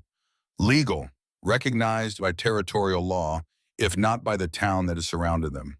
When they emerged from the church, the crowd had grown. Kate counted at least 30 people, ranch hands, shop owners, families in their Sunday clothes, all watching, all judging. Whitmore stood at the front, flanked by his council members. You've made your choice, Hartley, he said. Now live with the consequences. I intend to. Ben helped Kate into the wagon, then handed Lucy up. And when you people realize you're on the wrong side of history, don't come asking for forgiveness, because I'm fresh out. He climbed onto the driver's seat, gathered the reins. One more thing, Whitmore. What? The woman you rejected. Ben's smile was sharp. She's twice the person you'll ever be, and I'm grateful every day that you were too ignorant to see it. He snapped the reins and the wagon rolled forward. The crowd parted reluctantly, creating a path. Kate kept her spine straight, her chin lifted, refusing to show fear or even as hostile eyes tracked their progress. Lucy waved cheerfully at everyone they passed, oblivious to the tension. They didn't speak until Sweetwater disappeared behind them. Then Lucy broke the silence. Are we in trouble? Yes, Ben said honestly. Big trouble? Pretty big. But we're together. Lucy looked between her parents, her real legal parents now. So it'll be okay, right? Kate met Ben's eyes over Lucy's head, saw her own uncertainty reflected there. Right, Kate said, hoping it was true. We'll be okay. The ride home was quiet. Lucy eventually fell asleep against Kate's shoulder, exhausted from the emotional upheaval. Ben drove in silence, his jaw tight, clearly running through calculations Kate couldn't guess. When they finally reached the cabin, he helped Kate down, careful not to wake Lucy. Kate carried the child inside and laid her gently on the bed, removing her shoes, but leaving the beautiful beaded dress intact. Ben stood in the doorway watching. What happens now? Kate asked quietly. Now we prepare. He moved to the fireplace, began building up the fire. The council will make good on their threats. We need to stockpile supplies, establish trade routes in other towns, make sure we can survive without Sweetwater. For how long? However long it takes. He paused, poker in hand. Could be months, could be years, could be forever. Kate sat in the rocking chair, suddenly exhausted. The weight of what they'd done settled over her. She was married, a mother, committed to a life that would be harder than anything she'd imagined. Are you regretting it already? Ben asked. Are you? No. He set the poker issue and came to kneel beside her chair. Kate, I know this isn't what you hoped for when you answered those mail-order advertisements. I know you probably imagined a real wedding, a real courtship, a husband who could give you security and peace. Ben, let me finish. He took her hand. I can't give you those things. What I can give you is a partner who'll fight beside you, a daughter who already loves you, and a promise that you'll never face the world's cruelty alone again. Kate's throat tightened. That's more than I've had before. Is it enough? She thought about Sister Margaret's words. You deserve happiness, Bemethrin. But maybe happiness wasn't security or peace or comfort. Maybe it was choosing someone who chose you back, who saw your worth even when the world insisted you had none. It's enough, Kate whispered. Ben raised her hand to his lips, pressing a kiss to her knuckles. Then we'll make this work, whatever it takes. They sat together as the afternoon light faded. Lucy slept peacefully. The fire crackled. Outside, the first stars appeared in the darkening sky. Kate was Catherine Hartley now. Wife, mother, target, and for the first time in her life, she was exactly where she wanted to be, even if it terrified her. The first week of marriage passed in tense anticipation. Ben rode out twice to neighboring towns, establishing connections with traders who didn't care about Sweetwater's blacklist. He returned each time with subpoenas and grim news. Word's spreading, he told Kate on the third night. Whitmore's making sure everyone knows about the half-breed woman who trapped Ben Hartley into marriage. Kate's jaw tightened. What are people saying? Does it matter? It matters if it affects our ability to survive. Ben was quiet for a moment. Most folks don't care, but some do, and those some have influence. Lucy, who was supposed to be asleep, spoke from the bed. Why do people hate us, Papa? Ben crossed to her, sitting on the edge of the bed. Because people fear what they don't understand. And instead of trying to understand, they choose hate. But we're not scary. No, little bird, we're not. Then why? Because the world isn't fair. Ben smoothed her hair back, but that doesn't mean we stop trying to make it better.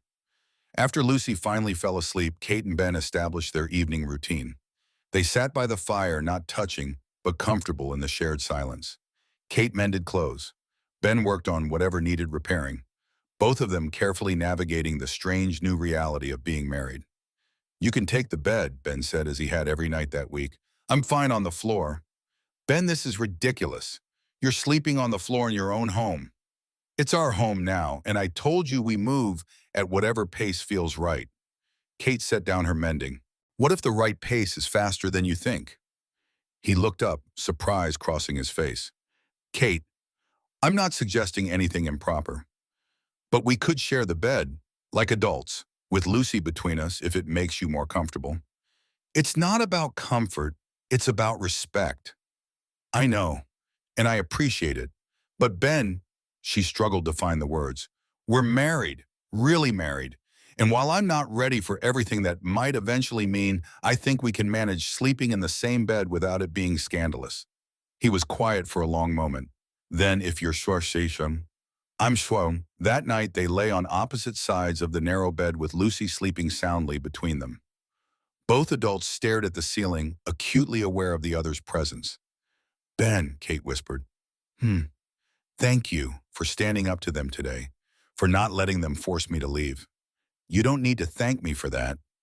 Yes, I do. Most men would have chosen the easier path. The easier path cost me Kaya. I won't make that mistake twice. He shifted slightly. Besides, Lucy would never forgive me if I let you go. And would you have forgiven yourself? The question hung in the darkness. Finally, no, I don't think I would. Kate's heart did something complicated in her chest. Not love, not yet, but something tender. Something that might, given time, grow into something more. Good night, Ben. Good night, Kate.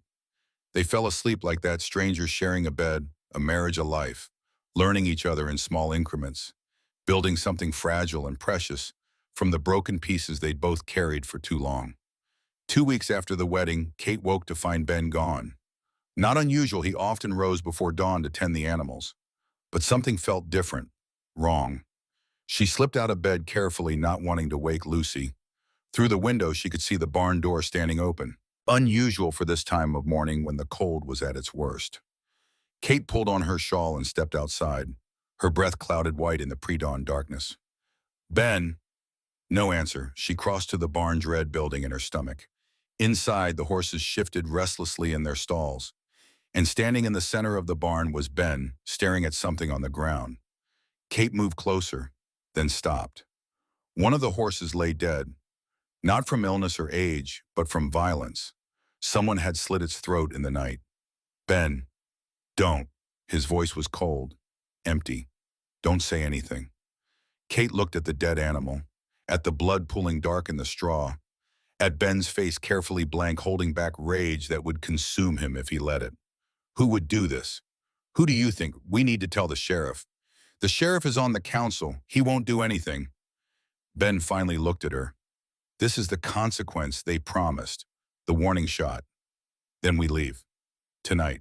We take Lucy and whatever we can carry, and we go somewhere they can't find us. No. Ben, I said no. He moved to the dead horse, began the grim work of removing the saddle. This is my home. Kaya's buried on this land. I won't be driven out by cowards who kill animals in the night. Kate watched him work, saw the tension in every line of his body. This won't be the last incident. I know. They'll escalate, do worse things. I know that too. And you're still staying. Yes. He looked up, eyes fierce. Are you? Kate thought about running, about protecting Lucy from whatever came next, about finding somewhere safe and quiet where they could live without fear. But safe and quiet also meant alone, meant going back to being unwanted, meant teaching Lucy that when the world pushed you folded. I'm staying, Kate said, but we need a plan. We can't just wait for them to destroy us piece by piece. What do you suggest? We document everything, every incident, every threat. We send reports to the territorial governor.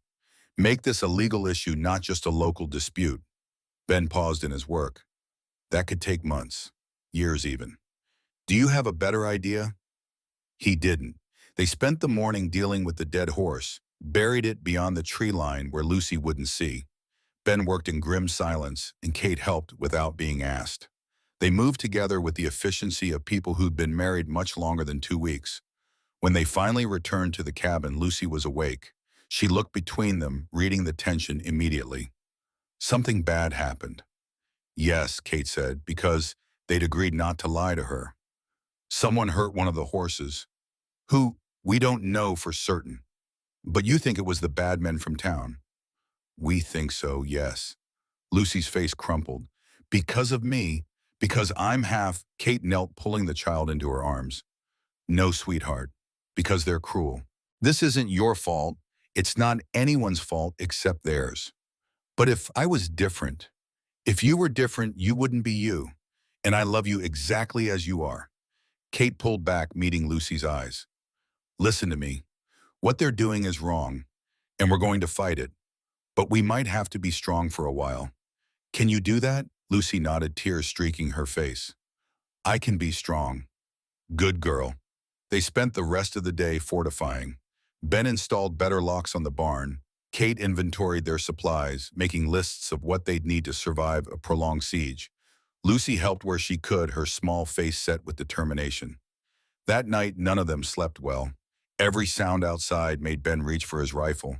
Every branch scraping the window made Kate's heart race. Lucy nightmares, crying out for her mama, her first mama Kaya, who died in violence, much like what they now feared. Kate held her, singing softly until she settled. Ben watched from across the room, his face shadowed. This is what they want, he said quietly, to make us so afraid we leave. Then we don't give them the satisfaction. Even if it means living in fear. Even then. Kate met his eyes over Lucy's sleeping form. Because the alternative is teaching our daughter that bullies win. That hatred gets to decide who belongs and who doesn't. I won't do that. Ben crossed to them. He knelt beside the bed, one hand coming to rest on Lucy's head, the other on Kate's arm. I'm sorry, he said. Sorry I brought this into your life. Sorry you're paying for my past mistakes. Your only mistake was loving someone the town didn't approve of. That's not something to apologize for. Isn't it Kaya died because I brought her here? Now I've put you and Lucy in the same danger. Kate caught his face between her hands, forcing him to look at her. Ben Hartley, listen to me. You didn't kill Kaya. They did. And you're not responsible for their hatred now. We chose this, knowing the risks. Don't you dare take that choice away from us by drowning in guilt. His breath shuddered. I can't lose you, either of you. Then we fight, together. We document, we serve it, we outlast them. And if we can't, Kate thought about the alternative, about running forever, About Lucy growing up believing she was something to be ashamed of. Then at least we'll have tried. Ben leaned forward, pressing his forehead to hers. They stayed like that, breathing together, drawing strength from proximity. Lucy slept between them, oblivious to the promises being made over her head. Promises that might cost them everything. But some things Kate was learning were worth the price. 3 days later, they woke to find their water trough poisoned. The dead chickens littering the yard made the evidence clear. Ben loaded his rifle without a word. "What are you doing?" Kate asked. "Going to town. Ending this." "Ben, no. They're trying to starve us out, kill our livestock, make it impossible to survive. I won't sit here waiting for them to escalate to hurting you or Lucy." Kate grabbed his arm. "And what will you do? Shoot Robert Whitmore in the street that makes you the criminal? Gives them everything they need to have you arrested or worse. So I just let them destroy us." "No, you let me handle it." Ben stared at her. "Kate, I'm going to town, alone. I'm going to stand in the middle of the street and tell anyone who'll listen exactly what's happening. Force them to either condemn it publicly or reveal themselves as complicit. That's dangerous. So is what you're planning. At least my way doesn't end with you dead or in prison." They argued for another hour, but Kate was immovable. Finally, reluctantly, Ben agreed. "I'm coming with you," he insisted. "I won't let you face them alone." "Fine, but you stay back. Let me talk." They left Lucy with a neighbor, a widow woman Ben trusted who lived 2 miles east. Then they rode to Sweetwater, together, neither speaking, both running through scenarios of how this could go horribly wrong. The town was busy when they arrived, mid-morning people moving between shops and businesses. Kate dismounted before Ben could help her, smoothing her skirt, gathering her courage. Then she walked into the center of the street and stopped. "My name is Catherine Hartley," she called out, her voice carrying clear in the cold air. "And I have something to say." People stopped, turned, stared.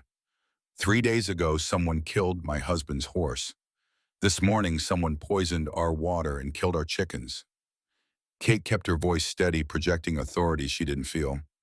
"These are criminal acts, acts of terrorism meant to drive my family from our home." Whispers rippled through the growing crowd. "I know some of you think I don't belong here, that my mixed heritage makes me less than human, less deserving of basic decency." Kate met eyes, directly refusing to look away. "But I'm here to tell you something. Your hatred doesn't define me. Your cruelty doesn't diminish me. And your cowardice, killing animals in the night, poisoning water supplies, doesn't make you righteous. It makes you small." "How dare you?" Whitmore emerged from the general store, face red with rage. "How dare I?" Kate laughed, sharp and bitter. "How dare you? You and your council members hiding behind legal language and territorial charters while you terrorize a family with a 4-year-old child who's done nothing except exist in a world that hates her for her mother's blood. This is slander. This is truth." Kate pulled out the documentation she and Ben had compiled. "Every incident dated and detailed. Signed statements from the Reverend confirming your threats at our wedding. Testimony that will go to the territorial governor and, if necessary, to federal authorities." Whitmore's expression shifted, uncertainty creeping in. "You're bluffing." "Am I?" Kate held up the papers. "Territorial law protects families from targeted harassment. Federal law protects citizens from mob violence. What you're doing isn't just cruel, it's illegal." The crowd murmured. Kate could see the calculation happening. Some faces showed shame, others anger, but several, more than she'd expected, showed something like support. "Miss Kate," a small voice came from the edge of the crowd. Kate turned to see a woman in her 30s holding the hand of a child about Lucy's age. "Is it true about the horse?" "Yes." "And the chickens?" "Yes." The woman looked at Whitmore. "I didn't agree to hurting animals. That's not what we voted for." "We voted to protect our community," Whitmore started. "We voted to make them uncomfortable enough to leave," another voice interrupted. An older man, weathered and stern. "Not to commit crimes, there's a difference." More voices joined. Not everyone, but enough. Kate felt something shift. A fracture in the unified front Whitmore had cultivated. "If anyone here has information about who killed our horse or poisoned our water, I'm asking you to come forward," Kate said. "Not for revenge, but for justice, because if we let this stand, what happens next? Who decides who's acceptable and who isn't? Where does it end? Silence. Then slowly a young ranch hand Kate recognized from that first day stepped forward. I know who killed the horse, he said quietly. It was Stevens and Miller. Counsel sent them. Said it was just to scare you off, but he swallowed hard. It didn't feel right. Whitmore's face went white. You're lying. I'm not. The ranch hand met Kate's eyes. I'm sorry, ma'am. I should have said something sooner. Thank you, Kate said softly, for having the courage to speak now. The crowd was shifting, reforming into different allegiances. Some people moved away from Whitmore. Others closed ranks around him, battle lines being drawn in real time. Reverend Walsh pushed through the crowd. Mr. Whitmore, I think it's time we had a formal town meeting. Let everyone vote on whether they support these tactics. That's not necessary. I think it is. The older man who'd spoken earlier stepping forward. I'm Silas Grant. I own the ranch north of Hartley's place, and I'm calling for a vote of no confidence in the current council. Kate watched Whitmore's carefully constructed authority crumble. He'd overplayed his hand, assuming everyone would follow his lead without question. He hadn't counted on someone actually fighting back, actually exposing the ugliness for what it was. This isn't over, Whitmore said to Kate, his voice low and venomous.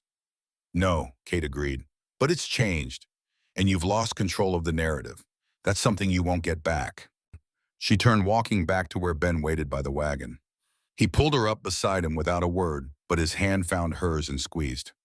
They rode out of Sweetwater in silence. Behind them, the town dissolved into argument and accusation. The unified front against them was splintering. It wasn't victory, not yet, but it was something. That was either very brave or very foolish, Ben said finally. Probably both. You made an enemy of Whitmore for life. He was already my enemy, at least now everyone knows it. Ben glanced at her, something like admiration in his eyes. You're remarkable. You know that? Kate's cheeks warmed. I'm terrified. There's a difference. No, bravery is being terrified and doing it anyway. He squeezed her hand again. Thank you for fighting when I wanted to just break things. Someone has to be the voice of reason in this family. They picked up Lucy from the neighbor's house. The child immediately sensed something had changed. Did you fix it? Are the bad men going to stop? We're working on it, Kate said. It's not fixed yet, but it's better. Lucy seemed satisfied with that answer. She chattered the whole way home about the cookies the neighbor had made, about the cat she'd gotten to pet, about how she'd practiced her letters. Normal child things, blissfully unaware of how close they'd come to violence. When they arrived home, Ben helped Kate down from the wagon. For a moment, they just stood there in the yard, his hands on her waist, looking at each other. We're going to survive this, Kate said. All of us. I'm starting to believe you. He leaned in, kissing her softly, still careful, still testing boundaries, but warmer than before, more certain. Lucy made exaggerated gagging noises. Papa's kissing Mama again. They pulled apart, laughing despite everything, despite the fear and uncertainty and the long fight still ahead. Because this moment of shared laughter, of Lucy's joy, of Ben's hand, warm against Kate's waist, this was what they were fighting for. This fragile, precious thing called family. And Kate was learning it was worth any cost. Winter settled over the valley like a held breath. Snow piled high against the cabin walls, and the temperature dropped until morning frost painted intricate patterns on the windows. Kate woke each day to the sound of Ben chopping wood, Lucy's sleepy breathing warm against her shoulder, and the knowledge that they'd survived another night. The town meeting Silas Grant had called resulted in a split vote. Whitmore retained his council position, but barely. 3 new members were elected, including Grant himself, and the official stance shifted from active persecution to grudging tolerance. It wasn't acceptance, but it was progress. The threat stopped. No more dead animals, no more poisoned water, but the social isolation remained. When Ben rode to Sweetwater for supplies, shop owners served him but didn't speak. Women crossed the street when they saw Kate. Children were warned away from Lucy. Kate told herself it didn't matter. They had each other. They had the ranch. They had something resembling peace. But some wounds, she was learning, didn't need fresh violence to keep bleeding. 1 month after Kate's confrontation in the street, Lucy came down with another fever, not as severe as the first time, but enough to make Kate's heart race and Ben's face go pale. Kate treated her with the same herbs and teas as before. The fever broke within a day, but the incident reminded them both how precarious their situation remained. One serious illness, one hard winter, one crop failure, any of those things could destroy them. "We need more medical supplies," Kate said that night after Lucy had fallen asleep. "The herbs I brought from St. Louis won't last forever. I'll ride to Helena next week. There's an apothecary there. That's 3 days' travel each way." "I know, but it's necessary." Ben stared into the fire. "We can't depend on the sweet water for anything. The sooner we accept that, the better." Kate moved to sit beside him close enough that their shoulders touched. Physical proximity had become easier in the 6 weeks since their wedding. Small touches, casual closeness. The marriage was still unconsummated. They'd agreed to wait until it felt right, but the affection was real. "Ben, we can't live in complete isolation. We need community. Lucy needs other children. We need people. We have people. Silas Grant has been decent, so has Reverend Walsh. 2 people isn't community. It's more than we had before." Kate wanted to argue, but exhaustion stopped her. This conversation had played out a dozen times in different variations. Ben's instinct was to fortress up to survive through self-sufficiency. Kate understood the impulse, but she also knew that kind of isolation would slowly poison them. "What if we invited people here," she said, "to the ranch? Let them see how we actually live. Let Lucy interact with the other children in a safe environment." "No one would come." "Some might, if we made it clear they were welcome."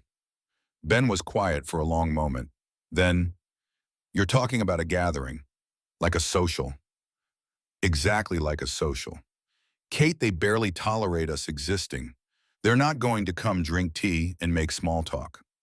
"Maybe not, but we won't know unless we try." She took his hand. "I'm not suggesting we throw open the doors to everyone. Just extend invitations to the people who've shown even a hint of decency. Grant, Walsh, that ranch hand who testified. See who shows up. And when no one does, then at least we'll have tried. At least Lucy will see us making the effort." Ben looked at their joined hands, his thumb tracing circles on her palm. "You really think this could work?" "I think doing nothing guarantees nothing changes. This gives us a chance." He sighed, the sound of a man who knew he'd already lost the argument. "Fine, but don't expect miracles." "I'm not expecting miracles, just basic human decency." "In my experience, that's harder to find than miracles." Kate spent the next week planning. She baked bread, prepared stew, cleaned the cabin until it gleamed. She wrote careful invitations on salvaged paper, keeping the language simple and welcoming. "You are invited to the Hartley home for supper and fellowship. Saturday evening, 6 o'clock. We hope you'll join us." Ben delivered them with obvious skepticism. Kate watched from the window as he rode toward town, invitations tucked in his coat. Lucy bounced with excitement. "Are we having a party?" "Something like that." "Will there be other children?" "Maybe. We'll have to wait and see." Saturday arrived gray and cold. Kate dressed carefully, choosing her second-best dress. The wedding gown felt too formal, too desperate. She braided Lucy's hair with extra care, wove in a ribbon they'd been saving. By 5:30, the cabin was ready, food warming on the stove, table set, fire burning bright. By 6 o'clock, no one had arrived. 6:15, still empty. 6:30, Lucy's face fell. "They're not coming, are they?" Kate's throat tightened. Maybe they're just running late. But she knew. Ben had been right. The invitations had been a foolish hope. People might have voted to stop actively persecuting them, but that didn't mean they wanted to break bread together. At 6:45, hoofbeats crunched through snow outside. Kate's heart leapt, then immediately sank when she saw who it was. Silas Grant, alone. Ben met him at the door. Grant removed his hat, snow-dusting his shoulders. "Mr. Hartley, Mrs. Hartley, thank you for the invitation." "You came?" Kate said, trying to hide her disappointment that he was the only one. "Said I would, didn't I?" Grant stepped inside his eyes, taking in the warm cabin, the set table, the food prepared for a crowd that hadn't materialized. Understanding crossed his weathered face. Others didn't show. No, Kate admitted. Their loss. Grant hung his coat on the offered hook. I brought pie. Apple, my late wife's recipe. The simple kindness nearly undid Kate. She took the pie with trembling hands. Thank you. That's very generous. They ate together, the four of them crowded around the small table meant for three. Grant was a widower, his children grown and moved east. He'd been ranching in Montana Territory for 30 years, had seen towns rise and fall, had watched prejudice and fear shape communities in ugly ways. What you did in the street, he said to Kate, took courage, real courage. Not many people would have stood up like that. I didn't have much choice. Everyone has choices. You chose well. Grant helped himself to more stew. For what it's worth, you've got allies in town. Not many, but some. People who remember what happened to Kaya and are ashamed they didn't speak up then. That doesn't help us now, Ben said. Maybe not directly, but change comes slow out here. Give it time. Lucy, who'd been quiet during most of the meal, suddenly spoke up. Mr. Grant, do you think I'm bad because of what I am? Grant set down his spoon. Lucy Hartley, I think you're a bright, kind child who's going to grow into a remarkable woman. Anyone who tells you different is a fool. Lucy smiled, the first genuine smile Kate had seen all evening. They talked late into the night. Grant told stories about the early days of the territory, about settlers who'd come with nothing and built empires, about the complex relationships between white ranchers and native tribes. He didn't shy away from the ugly parts, the massacres, the broken treaties, the casual cruelty that had shaped this land. My wife was part Crow, he said quietly. Not something I advertise much, but she faced the same hatred you do, same whispers, same rejection. He looked at Kate. She used to say that belonging wasn't something you got from other people. It was something you claimed for yourself. Kate felt those words settle deep. Did she ever find it belonging? She found peace, which I think is better. She stopped waiting for the world's permission to exist. Grant stood reaching for his coat. Thank you for having me. This was the finest evening I've had since Martha passed. Thank you for coming, Kate said, for not letting us sit here alone. Everyone deserves witnesses to their life. Grant paused at the door. Keep fighting, both of you. What you're building here matters. After he left, Kate cleaned up in silence. Ben banked the fire. Lucy, exhausted from the evening's emotions, fell asleep quickly. When they finally settled into bed, Kate on the left, Ben on the right, Lucy between them as always, Ben spoke into the darkness. You were right to try. Even though almost no one came, especially because of that, Lucy saw us refuse to hide, saw us extend kindness even when we didn't expect it returned. That's worth more than a full house of guests. Kate found his hand across the sleeping child between them, held it. Silas's wife was right, she said, about belonging. I've spent my whole life waiting for permission to exist, permission to love, permission to stay. Maybe it's time I stopped asking. What would that look like? I don't know yet, but I think it starts with building the life we want instead of the life they'll tolerate us having. Ben squeezed her hand. I'm with you, whatever you decide. Kate closed her eyes, listening to Lucy's steady breathing, feeling Ben's warm presence beside her. They were a family, strange and cobbled together and hated by half the territory, but real, and that she was learning was enough. 2 weeks later, Kate woke to the smell of smoke. Not the familiar wood smoke from the fireplace, but something acrid. Chemical. Wrong. She sat bolt upright. Beside her, Ben was already moving, grabbing his rifle, heading for the door. Stay inside with Lucy. Ben, wait. But he was gone, disappearing into the pre-dawn darkness. Kate scrambled out of bed, pulling on her shawl. Lucy stirred, sensing the tension. Mama, what's happening? Stay here, baby. Don't move. Kate crossed to the window. In the yard, flames licked at the barn's east wall. Not accidental. The fire pattern was too deliberate. Someone had set this. Ben emerged from the shadows, bucket in hand, running toward the well. Kate's heart seized. He couldn't fight this alone. The barn was old, the wood dry. If it caught fully, they'd lose everything: the horses, stored grain, their winter supplies. Kate made a decision. She grabbed the spare bucket, turned to Lucy. Get dressed, warm clothes, fast. But you said, I know what I said. Plans change, move. They dressed in seconds. Kate pulled Lucy outside, positioning her on the porch with strict instructions. You stay right here, don't move. If I tell you to run, you run to Mr. Grant's ranch. You know the way. Lucy nodded, eyes wide with fear. Kate ran to help Ben. Together they hauled water, threw it on the flames, fought to contain the fire before it spread. The horses screamed in their stalls, panicked by the smoke. Ben ran inside to free them, while Kate kept the throwing water. The horses bolted out, wild-eyed and terrified, disappearing into the darkness. Kate didn't have time to worry about them. The flames were spreading despite their efforts. It's not working, Ben shouted over the roar. We need to let it burn out. Just keep it from spreading to the cabin. They shifted focus, creating a fire break, soaking the ground between barn and house. Kate's arms screamed with exhaustion. Smoke burned her lungs. But they kept going, kept fighting, because the alternative was losing everything. As dawn broke, the barn was a smoking ruin. But the cabin stood. The horses had scattered, but were unharmed. They'd saved what mattered most. Kate collapsed against the porch steps, coughing. Her dress ruined, her hands blistered.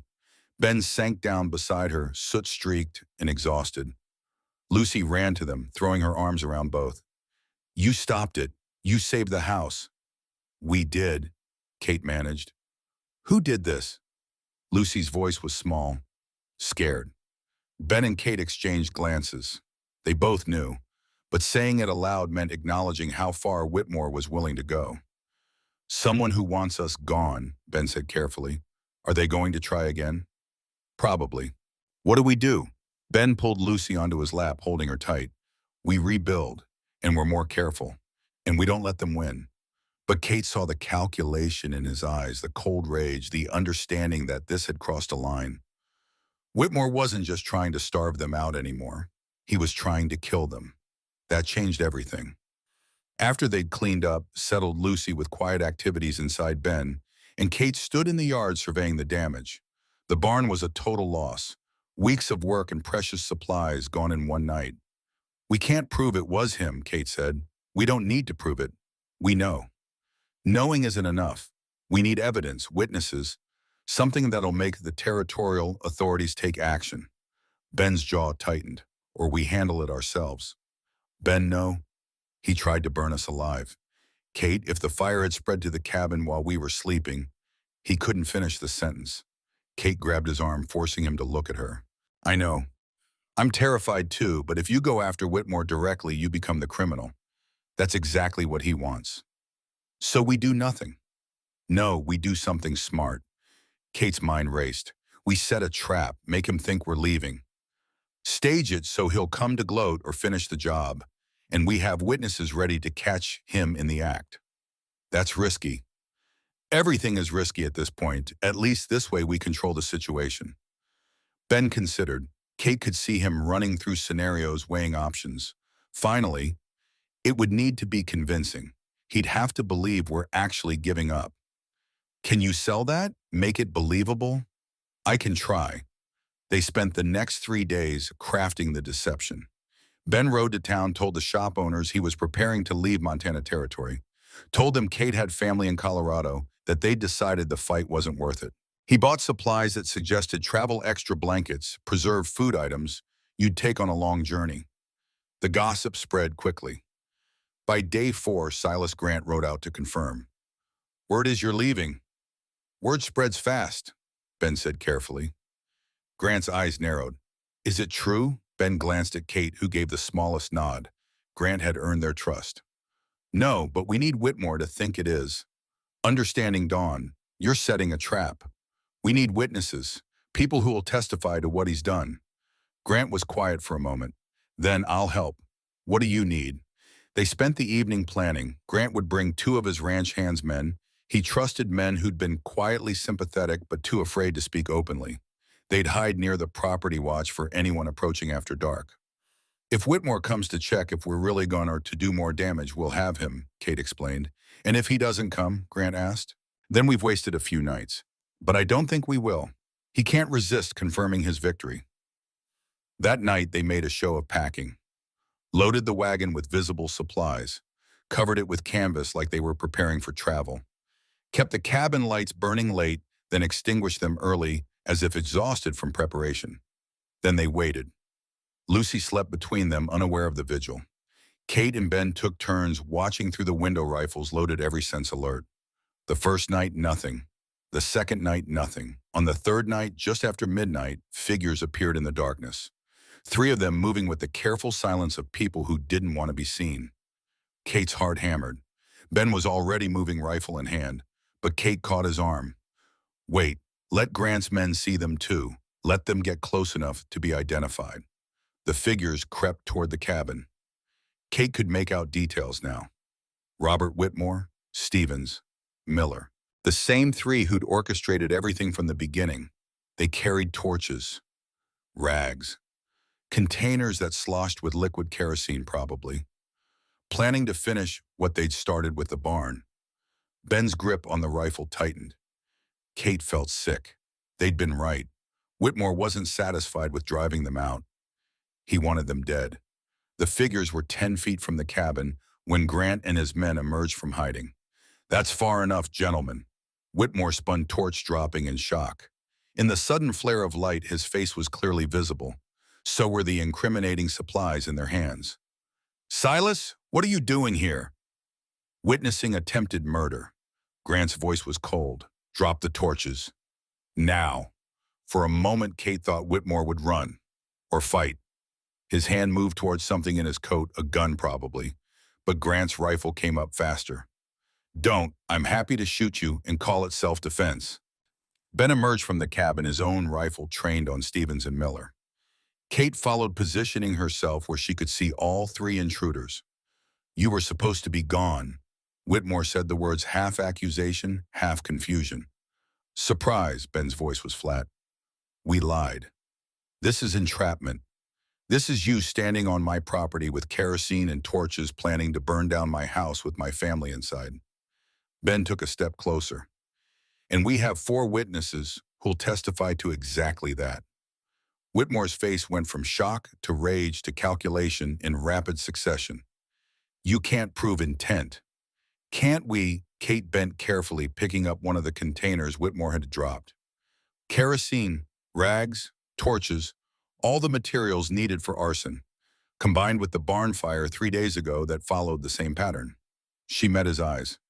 I think a territorial judge will find the evidence quite compelling. I'm a town council member.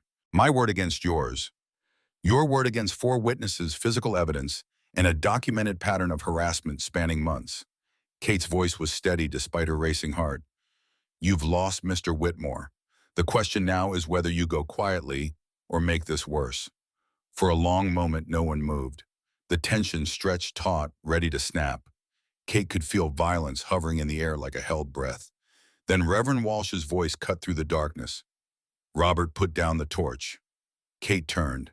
The Reverend stood at the edge of the property, flanked by 3 townspeople Kate didn't recognize. How long had they been watching, Reverend? This doesn't concern you, Whitmore said. It concerns all of us. What you're doing here, Walsh's voice shook. This is murder, Robert. Planned, deliberate murder. Of a family. Of a child. They don't belong. They're human beings, Walsh stepped forward. And I won't stand silent while you kill them. None of us will. And the townspeople behind him nodded. One spoke up, a middle-aged woman Kate had seen in the general store. I voted to make things uncomfortable for them, not to kill them. This isn't what any of us agreed to. Another voice, this one belonging to a young man who worked at the livery. My sister's half Cherokee. This could have been her. Could have been any of us if we don't fit some perfect idea of belonging.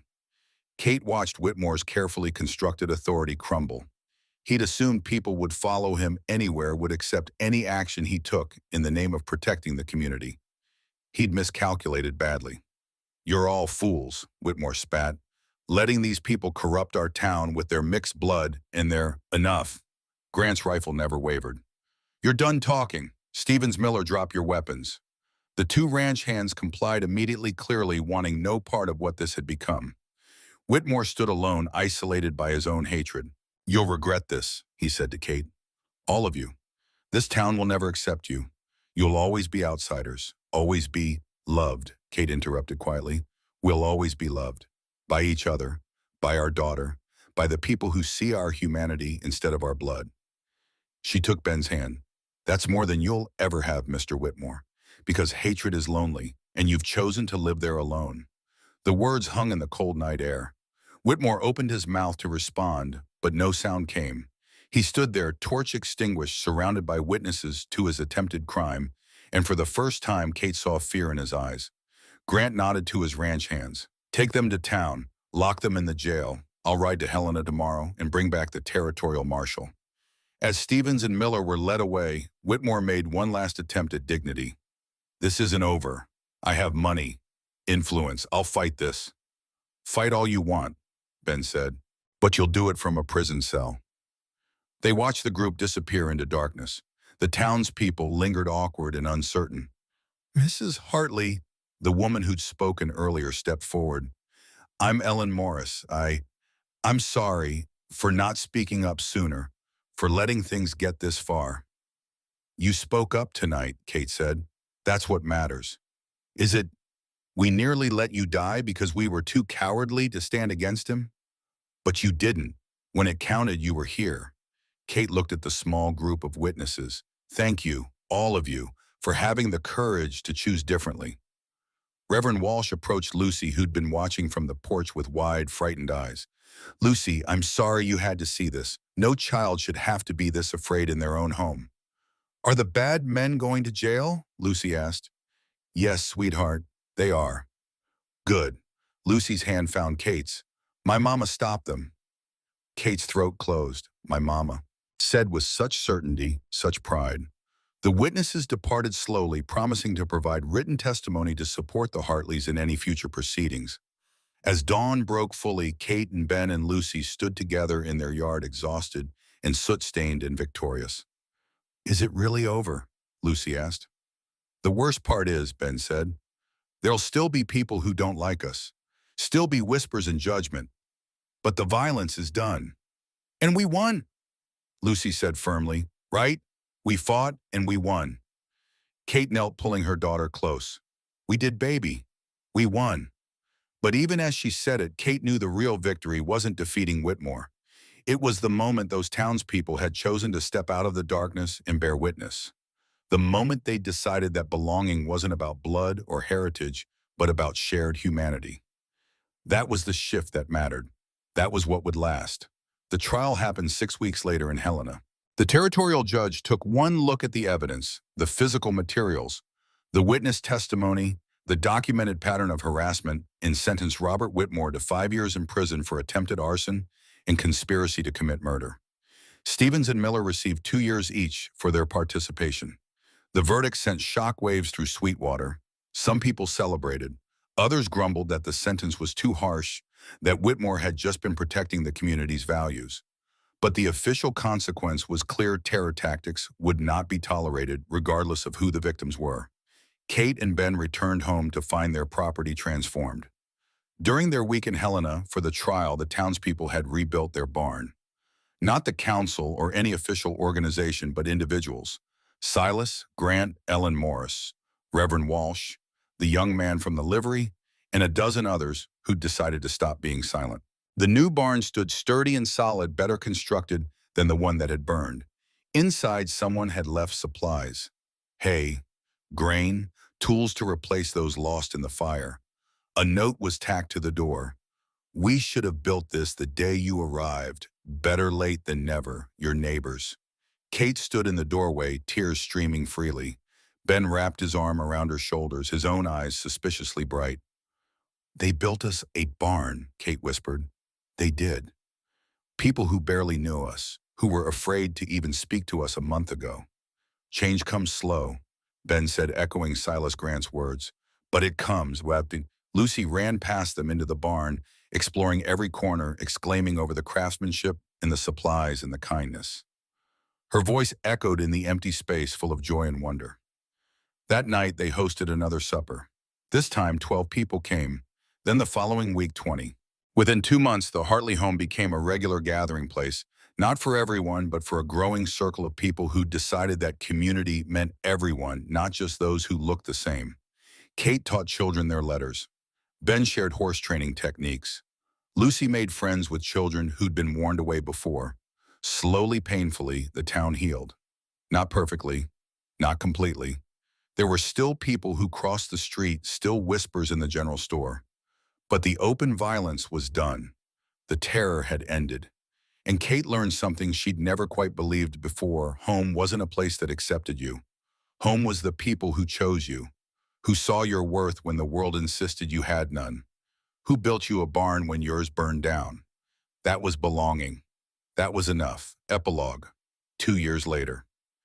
The afternoon sun slanted through the kitchen window, catching dust motes in golden light. Kate stirred the pot on the stove, adding salt by memory. Her movements practiced and sure. From outside came the sound of hammering Ben and Silas Grant working on the expansion to the cabin. They needed the space. The baby was due in 3 months. Lucy burst through the door, cheeks flushed, followed by Ellen Morris's daughter, Sarah.